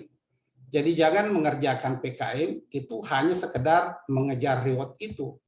Ya, itu kan tidak seberapa, ya. Hanya sekedar misalnya membuat proposal, tidak penting itu lulus, tidak penting itu, yang penting ada rewardnya, itu salah menurut saya. Ya, justru Anda melakukan ini menciptakan kreasi yang bisa mendapat pengakuan nasional. Itu menurut saya justru hal yang sangat penting Anda harus pikirkan. Ya, ingat Anda nanti ini diharapkan menjadi pelaku agribisnis yang tangguh, gitu ya. Kalau ini adalah ajang untuk melatih diri Anda, ya, kesempatan itu terbuka, ya. Gunakanlah PKM itu untuk itu. Jadi jangan sekedar mau rewardnya saja, gitu ya. Membuat proposal dapat reward, itu enggak seperti itu menurut saya, ya. Seperti itu. Jadi itu kami juga di S2 Agribisnis ini mencoba memikirkan untuk lebih mendekatkan mahasiswa S2 Agribisnis ke dunia industri. Ya, untuk sementara ya ada pemikiran bahwa bisa jadi nanti ada mirip-mirip magang, gitu. Ada mata kuliah pilihan yang boleh diambil mahasiswa untuk bisa bekerja di perusahaan agribisnis, ya, sehingga mereka di situ bisa terlatih gitu. Ya, seperti itu. Dari saya, Bu Kadep, terima kasih. Ya. Baik, terima kasih Pak Dr. Mahyudin.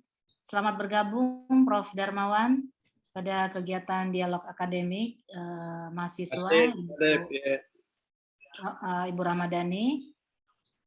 Silakan, masih ada yang lain atau persilahkan saja dosen yang mau memberi respon, Prof. Darmawan, terkait dengan pertanyaan mahasiswa. Tadi ada beberapa, Prof. Silakan Arah, diambil alih lagi moderator ya, silakan. Ya, baik, terima kasih Pak Departemen. Semoga saudara penanya, saudara yang memberikan saran tadi, yang memberikan keluhannya melalui Google Form, hadir di room Zoom ini dan sama-sama bisa mendengarkan jawaban dari beberapa dosen tadi, ada Ibu Sia, ada Ibu Fitri, dan ada Pak Mahyudin, yang telah memberikan tanggapannya terkait dengan keluhan yang diketik di Google Form. Semoga hadir ya di dalam room Zoom ini. Oke, baik. Mungkin ada teman-teman mahasiswa yang masih ingin mengajukan saran, pertanyaan, mungkin untuk menggunakan fitur raise hand-nya. Kalau sudah tidak ada, mungkin saya persilakan dulu untuk Pak Darmawan, mungkin ingin menyampaikan sesuatu untuk mahasiswa. Saya masih menyimak saja dulu pandangan-pandangan, aspirasi mahasiswa. Silakan lanjutkan. Baik, terima kasih Pak. Mungkin terkait dengan PKM tadi adalah poin terakhir ya Pak, karena kita sudah berjalan sejak pukul 9 tadi sampai saat ini. Teman-teman mahasiswa yang hadir di room ini masih ada yang ingin mengajukan pertanyaan, saran, mungkin keluhannya juga. Silakan menggunakan fitur raise hand yang ada di Zoom-nya masing-masing. Karena bisa saya memberikan usulan. Ya baik, silakan Pak Mahyudin. Tapi ini usulannya bukan ke mahasiswa, ke pengelola program studi, ya, mungkin juga dosen-dosen sebagai bahan pertimbangan. Salah satu IKU itu lulusan S1 agribisnis itu kan bagaimana supaya alumni kita cepat bekerja gitu ya, kerja. Dia memiliki prestasi nasional dan juga persentase lulusan kita bisa melanjutkan program, melanjutkan studi, dalam artian kan lanjut ke S2. Nah, apakah memungkinkan untuk memotivasi melanjutkan studi mahasiswa alumni kita itu ada status penilaian mahasiswa itu ketika misalnya kita menguji tugas akhirnya gitu kan selama ini statusnya itu cum laude, lulus dengan sangat baik dan seterusnya. Apakah memungkinkan itu ada status baru kita tambahkan bahwa dia berhak atau direkomendasikan untuk melanjutkan studi, ya, melanjutkan studi katakanlah tanpa tes di Unhas. Nah, jadi ada seleksi atau ada penilaian dari kita, wah ini mahasiswa ini sangat potensi untuk bisa melanjutkan studi. Sehingga ada status itu yang dilahirkan juga. Ya. Kalau itu ya siapa tahu di pihak rektorat nanti itu bisa memberikan perhatian, ya katakanlah tidak melalui prosedur tes seperti ini ya. Kalaupun misalnya dia ikutkan tesnya kan online, kalaupun misalnya itu ya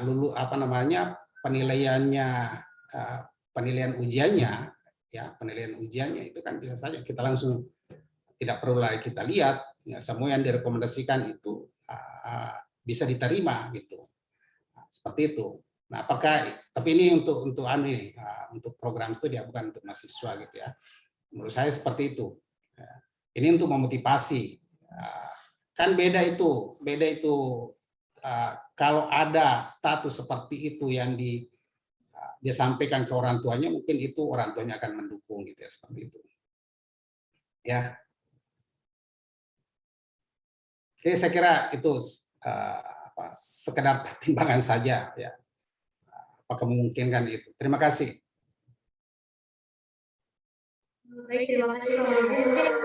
Mungkin ternyata tidak ada mahasiswa ke dosen, tapi dosen juga ke dosen ya. Mungkin bisa ditanggapi langsung oleh Ibu Kepala Prodi terkait dengan masukan dari Pak Mahyudin. Silakan. Terima kasih Pak Mahyudin. Saya sangat mengapresiasi usulan seperti ini. Namun sekali lagi karena format penilaian ujian itu merupakan format yang dibuat berdasarkan peraturan rektor, ya. Jadi sekali lagi mungkin akan kami masukannya Pak Mahyudin akan kami sampaikan ke fakultas. Namun untuk sekarang ini barangkali bisa prodi tindak lanjuti dengan membuat form pernyataan lampiran tambahan untuk mahasiswa pada saat mereka melaksanakan ujian, dan itu nanti akan saya diskusikan dengan panitia ujian. Namun kalau merubah format resmi yang selama ini sudah ada, mungkin tidak bisa kita lakukan karena tidak ada di dalam peraturan, Pak Mahyudin. Jadi kalau lampiran tambahan penilaian untuk rekomendasi, artinya ini rekomendasi yang disetujui oleh pembimbing, penguji, dan ketua prodi, itu mungkin kita buat agar supaya nanti mahasiswa, ya saya pikir ini juga perlu karena memang kadang-kadang kita perlu menyatakan bahwa ada mahasiswa tertentu, memang tidak semua ya, hanya berlaku kasuistis. Ada mahasiswa kita yang cemerlang memang. Dari awal proposal itu sudah kelihatan, tapi mungkin lebih dominan yang memang masih perlu dituntun, Pak Mahyudin. Jadi memang ini hanya berlaku pada mahasiswa-mahasiswa yang memang cemerlangnya itu sudah tampak dari awal. Nah, untuk mengantisipasi itu barangkali memang perlu kami buatkan rekomendasi khusus saja dari prodi dan tim penguji, tetapi tidak masuk dalam penilaian karena kalau form penilaian sendiri itu sudah merupakan ketetapan yang dirujuk dari peraturan rektor. Jadi agak sulit kita merubah itu. Kalau saya agar supaya cepat kita antisipasi, karena ini juga kepentingannya untuk mereka supaya peminat yang masuk pada S2, khususnya agribisnis pastinya ya, itu bisa setiap tahun program studi lain juga bisa gitu ya.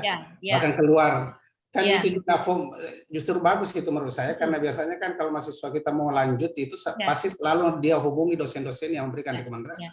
Jadi sudah ada 2 masukan ya, survei kepuasan mahasiswa terhadap pelaksanaan perkuliahan, dan yang kedua tadi form tambahan untuk penilaian dan rekomendasi bagi mahasiswa yang selesai pada ujian untuk bisa melanjutkan ke S2. Bahkan kalau bisa kita sebutkan berdasarkan grade penilaiannya pada saat pelaksanaan ujian, kita bisa langsung merekomendasi apakah dia cocok di dalam negeri atau keluar, seperti itu. Karena itu akan lebih cepat mengarahkan mahasiswa untuk segera, karena memang betul di IQ 1 diminta salah satu penilaian tracer study itu adalah masa tunggu mereka dalam bekerja dan masa tunggu atau waktu yang dia gunakan untuk segera mendaftar ke S2, termasuk pendapatan ketika mereka memang sudah punya usaha, seperti itu Pak Mahyudin. Terima kasih masukannya Pak Mahyudin, dan ini juga menjadi informasi umum bagi Bapak Ibu sekaligus ya. Baik, Ara, saya kembalikan. Terima kasih.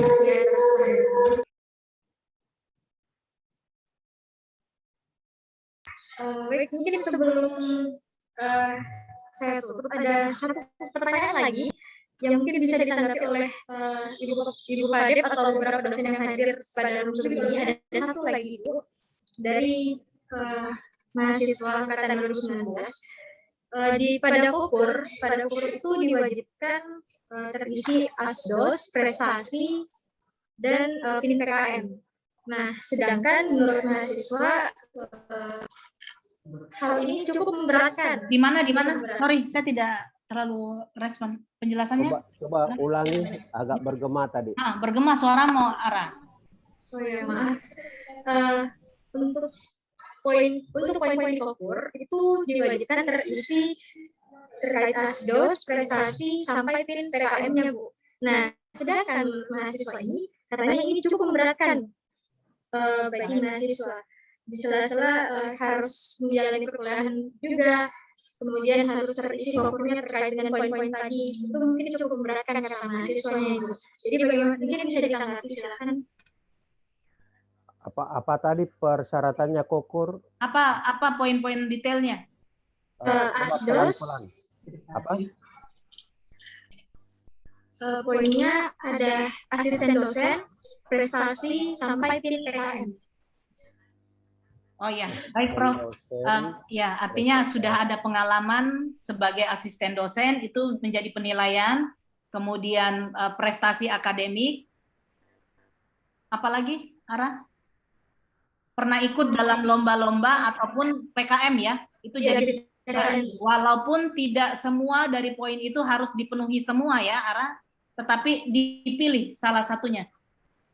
Oh itu harus, itu menjadi keharusan. Baik, silakan Bapak Ibu dosen yang ingin menanggapi. Menurut mahasiswa itu memberatkan buat mereka ketika ini dijadikan wajib. Aturan kokur yang seperti ini bukan dari rektorat atau kebijakan kita secara departemen atau baik Prof, mungkin ada baiknya saya persilahkan dulu tuh. Ya. Ya, baik Prof. Jadi kebetulan di sini hadir Ibu Dr. Leti Fujaya selaku koordinator ya atau PIK dari penilaian kegiatan kokurikuler. Saya persilahkan Ibu Leti untuk merespon sebelum silakan. Baik. Terima kasih Ibu Nixia. Jadi sebenarnya dasar pertimbangan kenapa kolom-kolom yang ada di di rubrik untuk kokurikuler itu menjadi wajib karena sebenarnya awalnya itu ada miskomunikasi antara saya dengan penanggung jawab sebelumnya Pak Rusli. Nah, setelah saya ketemu dengan Pak Rusli sampaikan bahwa seharusnya itu mahasiswa mengikuti semua rubrik yang sudah ada di situ. Itu kolom-kolomnya harus ada semua terisi, baru mereka itu layak untuk dinilai kokurikulernya. Nah, setelah saya pertimbangkan, memang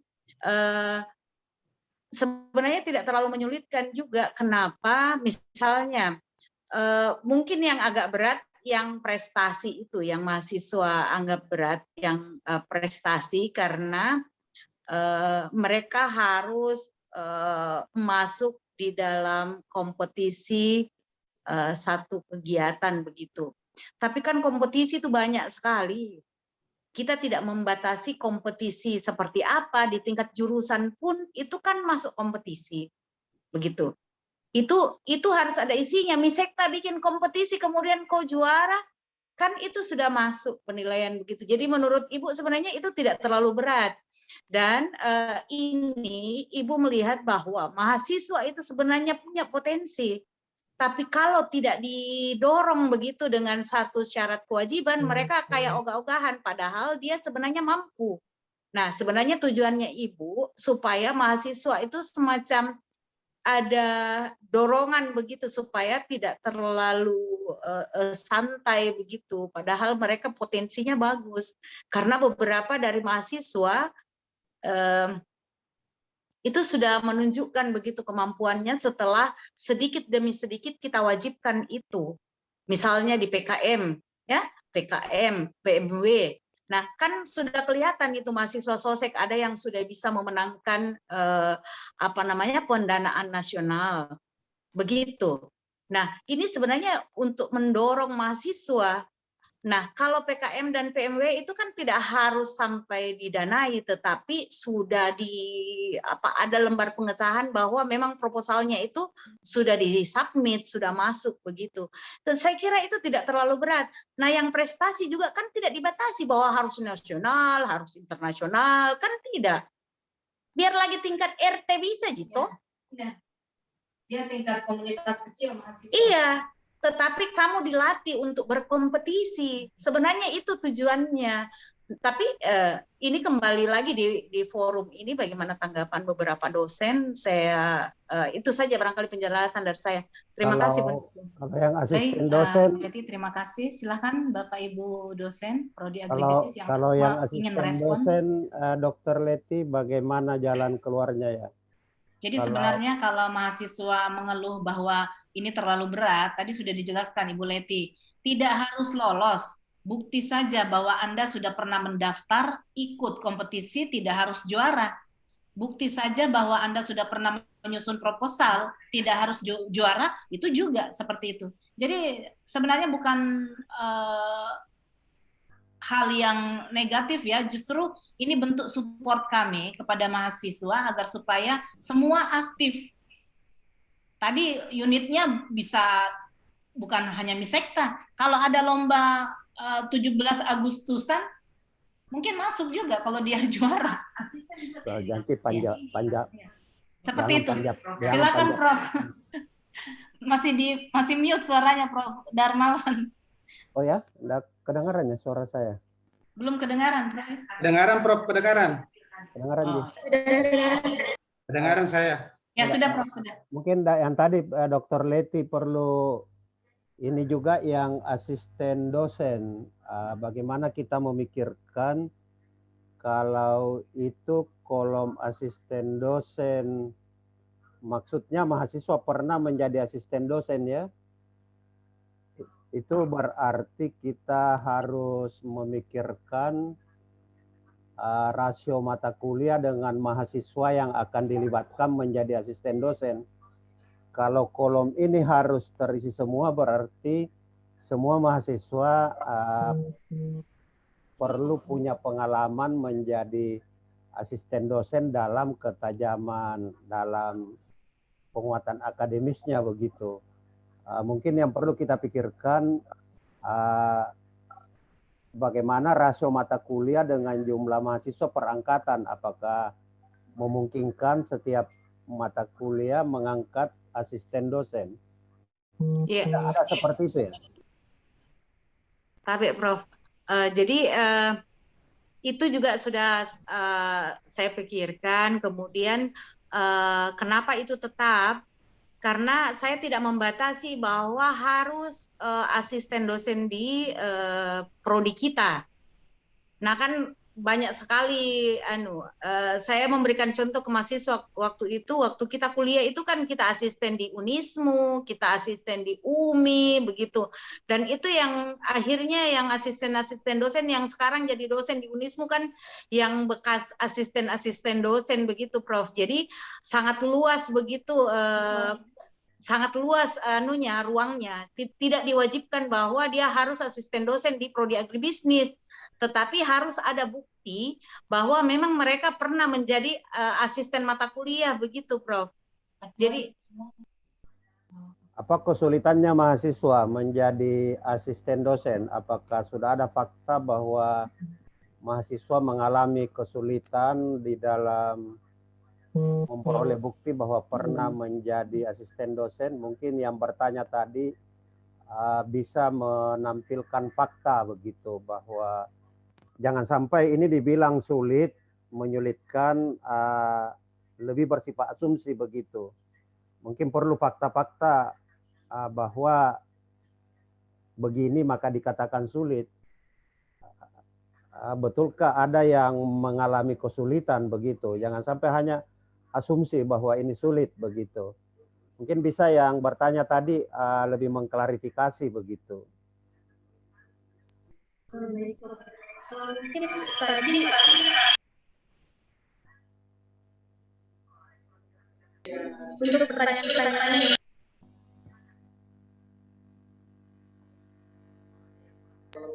untuk pertanyaan-pertanyaan yang sempat saya sampaikan tadi itu asalnya dari Google Form yang dimana kita juga tidak menyimpan kolom nama, Prof.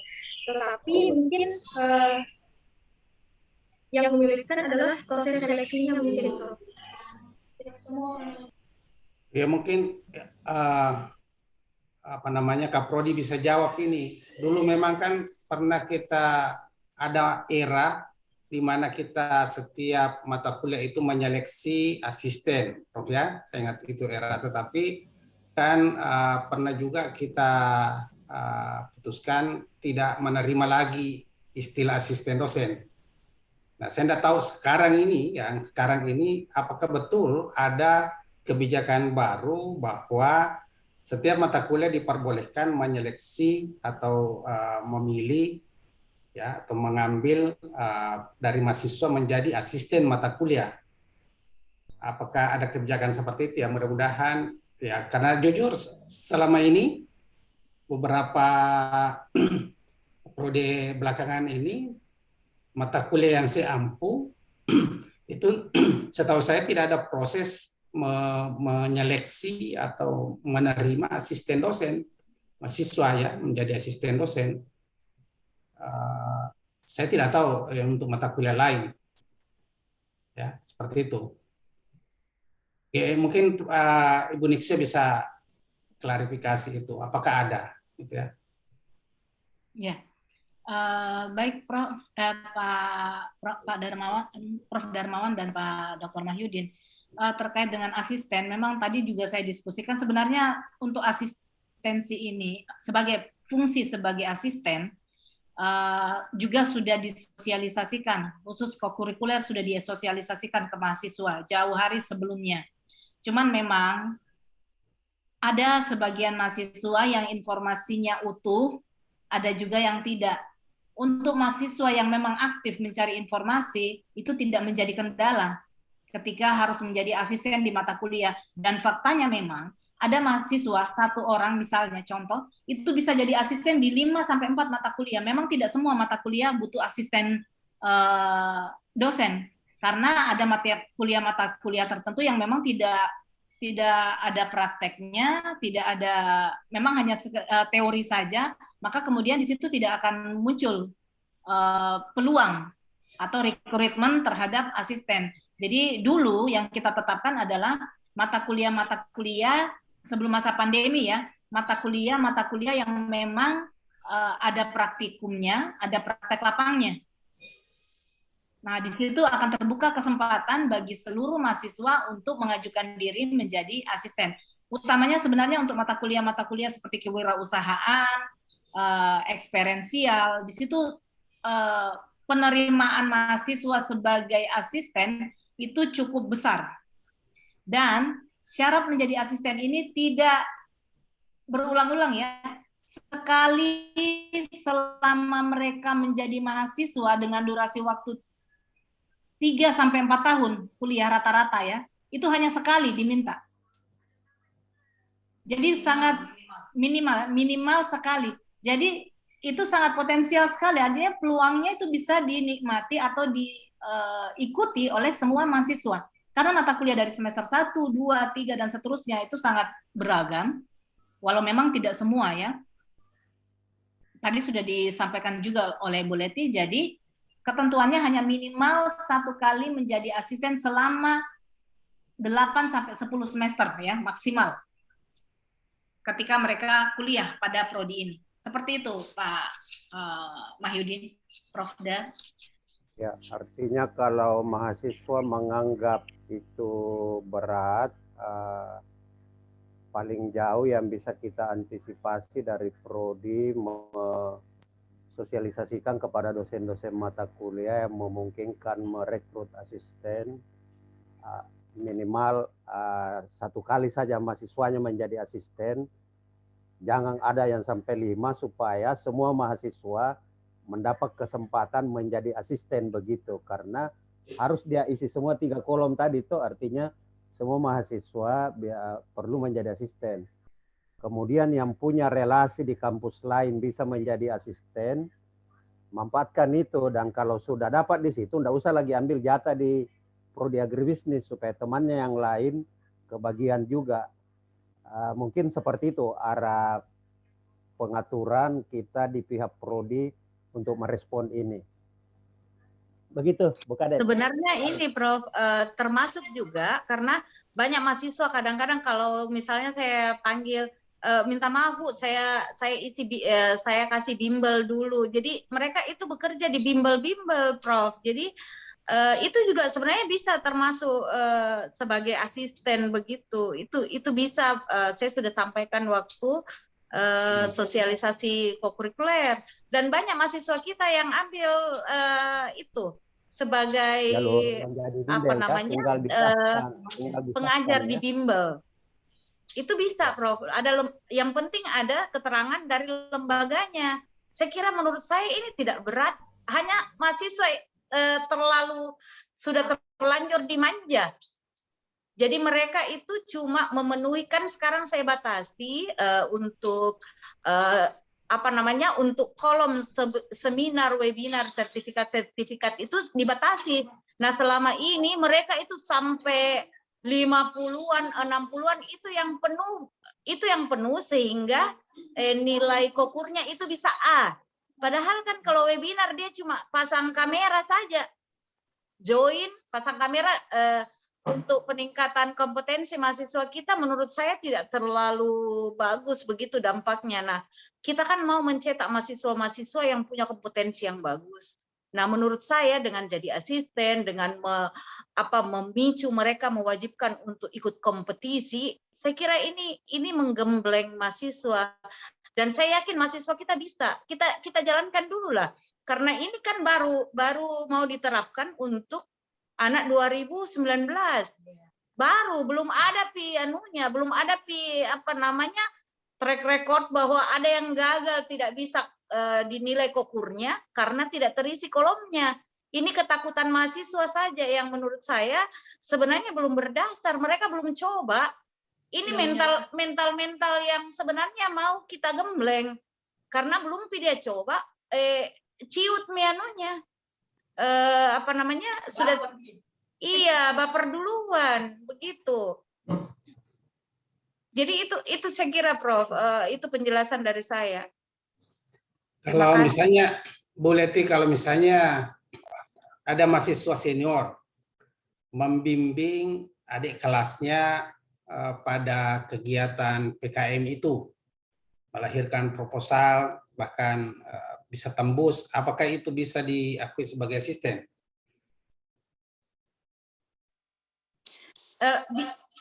Bisa Pak Mahyudin. Jadi seperti yang asisten kokur sekarang ini sebenarnya dia sudah SP, tetapi dia masih siap untuk menjadi asisten karena saya lihat kejujuran dan loyalitas, komitmennya itu bagus sekali dan dia masih bersedia membantu saya. Itu Nadra itu masih sampai sekarang. Tapi senior itu biasanya kalau sibuk itu tapi ya, kalau dia masih bersedia artinya bisa. Mereka dikoordinir mungkin 2 atau 3 orang membina sejumlah mahasiswa sampai dia melahirkan proposal PKM itu.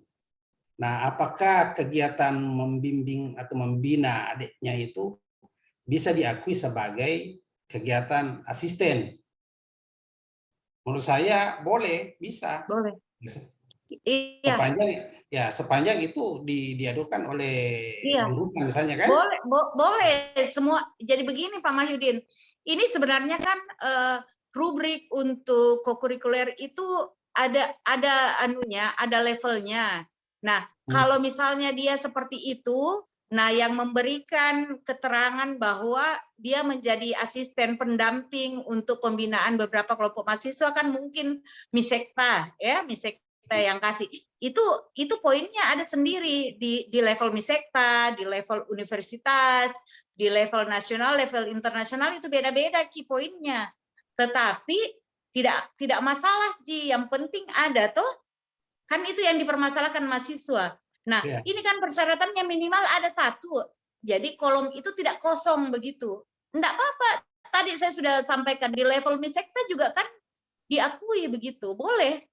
Misekta yang mengeluarkan keterangan bahwa dia melaksanakan pendampingan misalnya dari kapan-kapan dan lain sebagainya, pendampingan apakah itu tetap bisa kita akui begitu.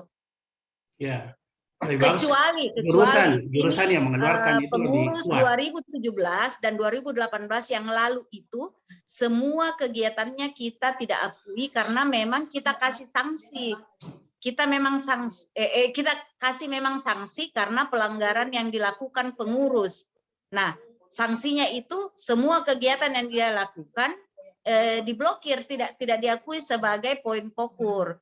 Tetapi ini kan sekarang sudah beralih ke 2019. Mudah-mudahan pengurus 2019 ini tidak bikin masalah lagi, yang kita rapatkan bersama kemudian kita putuskan untuk memblokir semua kegiatannya. Mudah-mudahan tidak ada masalah seperti itu lagi Pak Mahyudin. Jadi Kalau ada misalnya dikeluarkan sama Misekta keterangan-keterangan pendampingan seperti itu, kita tetap akui. Seperti itu Pak Mahyudin. Jadi menurut saya tidak berat, Ji. Ya.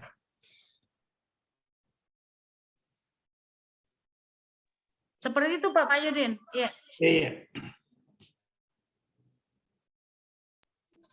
Baik, mungkin itu tadi ya beberapa penjelasan dari dosen-dosen kita terkait dengan keresahan yang disampaikan oleh mahasiswa tadi. Semoga yang memberikan keluhan tadi ada di room Zoom ini dan semoga bisa membantu untuk menghilangkan keresahannya. Ya, baik, mungkin poin terakhir tadi merupakan akhir dari diskusi kita pada dialog akademik. Jadi sedikit sebelum saya tutup. Bisa saya, moderator, bisa saya sedikit kasih komentar? Ya, silakan. Assalamualaikum warahmatullahi wabarakatuh. Sebelumnya saya minta maaf karena saya tidak ikuti semua, apalagi saya tidak mendengar semua tadi pertanyaannya mahasiswa. Hanya saja ada tadi yang saya mau sambung dari komentarnya Pak Mahyudin. Sempat saya dengar komentarnya Pak Mahyudin bahwa di Prodi Agribisnis S2 itu selalu dilakukan survei pelanggan terhadap mahasiswa, terhadap dosen. Saya kira juga di Prodi Agribisnis S1 ya, selalu dilakukan itu. Bukan hanya Prodi Agribisnis S1, tapi semua Prodi di se-Unhas ya. Pertanyaannya sama. Untuk S1, S2, S3 pertanyaannya sama untuk mahasiswa karena memang sudah didesain sedemikian rupa supaya tidak terlalu bervariasi, mengcover banyak informasi sehingga pertanyaannya dipadatkan. 7 saja pertanyaannya. Dosen juga seperti itu sudah ada, tapi itu semua terkait dengan pelayanan ya. Kemudian tendik, dosen dengan tendik sama untuk semua unit se-Unhas. Kemudian mahasiswa untuk semua Unhas sama. Setiap semester dilakukan ya, dilakukan termasuk agribisnis ya. Jadi biasanya sih bulan Mei. Kalau tendik sudah jalan, sudah selesai kami lakukan. Kemarin pegawai itu sudah mau kirim, tapi saya bilang setelah lewat setengah semester baru dikirim supaya mahasiswa banyak bisa nilai ya. Demikian juga dosen setelah ini, setelah lewat setengah semester. Kalau tendik sudah selesai. Kemudian mengenai tadi yang bagus sekali Ibu Kadep rencanakan mau membuat survei kepuasan terhadap materi pembelajaran yang disampaikan oleh masing-masing dosen. Itu bagus sekali karena itu memang juga sekaligus bahan untuk kita isi audit AMI setiap tahun. Itu harus memang dilakukan. Kalau tadi yang saya bilang 7 pertanyaan itu terkait dengan pelayanan, ya, apakah pelayanan termasuk pelaksanaan perkuliahan, tapi ini tadi dalam kaitannya dengan substansi perkuliahan. Nah, kami juga sedang mendesain ini kemarin terlalu banyak karena sudah dimulai dari kesesuaian RPS, metode, terlalu banyak sehingga mau disederhanakan. Jadi ini nanti akan seragam untuk semua prodi. Untuk seragam untuk semua prodi, tinggal nanti kalau misalnya prodi ada yang mau kembangkan, enggak apa-apa. Diusahakan sesederhana mungkin dan bisa mengcover sesuai dengan yang dibutuhkan di dalam audit mutu internal. Dan memang itu wajib ya untuk menilai ya dilakukan survei kepuasan mahasiswa terhadap materi yang disampaikan oleh dosen itu dan kami sudah nanti mungkin kalau setiap prodi itu nanti masing-masing karena kami sebenarnya rencana rapat sebelum puasa, tapi ini Ketua GPM terlalu agak-agak sibuk sehingga belum dilakukan rapat terkait dengan hal itu. Jadi surveinya nanti juga akan dilakukan setelah lewat setengah semester, ya mungkin sekitar minggu ke-10 seperti itu. Jadi kalau Prodi mau menurunkan nanti pertanyaan-pertanyaan yang sudah dirancang, kita ya enggak masalah untuk dikembangkan. Saya kira itu saja sebagai tambahan untuk ini sebagai informasi. Terima kasih. Assalamualaikum warahmatullahi wabarakatuh.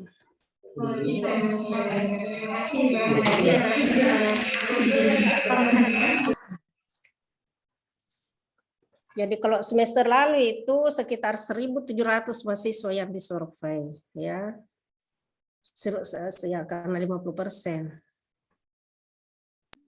Baik, mungkin pandangan dari Ramadan tadi sekaligus mengakhiri diskusi kita. Jadi sedikit sebelum saya tutup bahwasanya adalah yang pertama terkait dengan blended learning tadi adalah bagaimana kita sama-sama saling memahami antara mahasiswa dan dosen karena kita sama-sama berada di era pandemi. Ini adalah fenomena yang baru kita hadapi sehingga kita harus sama-sama dibutuhkan pengertian baik itu dosen mahasiswa maupun mahasiswa dosen. Kemudian terkait dengan keluhan-keluhan lainnya yang mungkin belum sempat tersampaikan di forum ini, bisa silahkan mengajukan, memasukkan di kotak saran yang telah disediakan oleh departemen. Jadi departemen sendiri tidak pernah menutup jalur komunikasi ternyata antara mahasiswa dan departemen, sehingga teman-teman mahasiswa bisa menyampaikannya lewat kotak saran. Dan yang terakhir, sebelum saya tutup, saya ucapkan terima kasih banyak.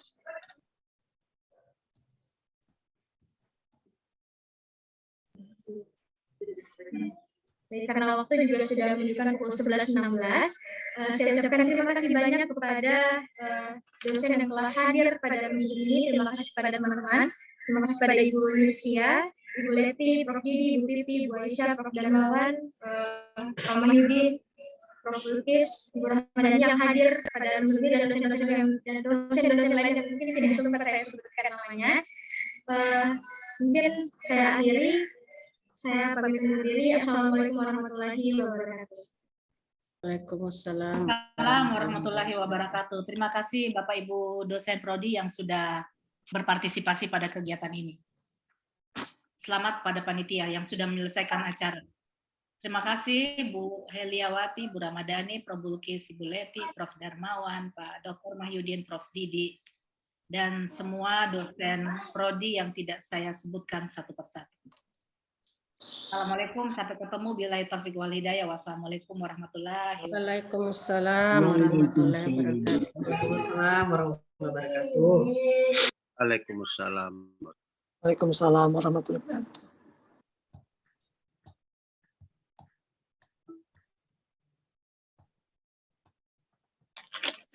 Hadirin yang saya hormati, acara demi acara telah terlampaui. Kini tiba saatnya pada rangkaian acara yang terakhir, yakni penutup. Marilah kita tutup acara dialog akademik ini dengan membaca hamdalah. Alhamdulillahirabbil alamin. Saya Salwan Nadia selaku pembawa acara dan seluruh panitia penyelenggara, mohon maaf apabila ada sikap dan tutur kata yang kurang berkenan di hati hadirin sekalian. Dan saya ucapkan terima kasih sebesar-besarnya kepada seluruh hadirin yang telah mengikuti rangkaian acara dialog akademik kali ini. Saya tutup. Wassalamualaikum warahmatullahi wabarakatuh. Waalaikumsalam warahmatullahi wabarakatuh.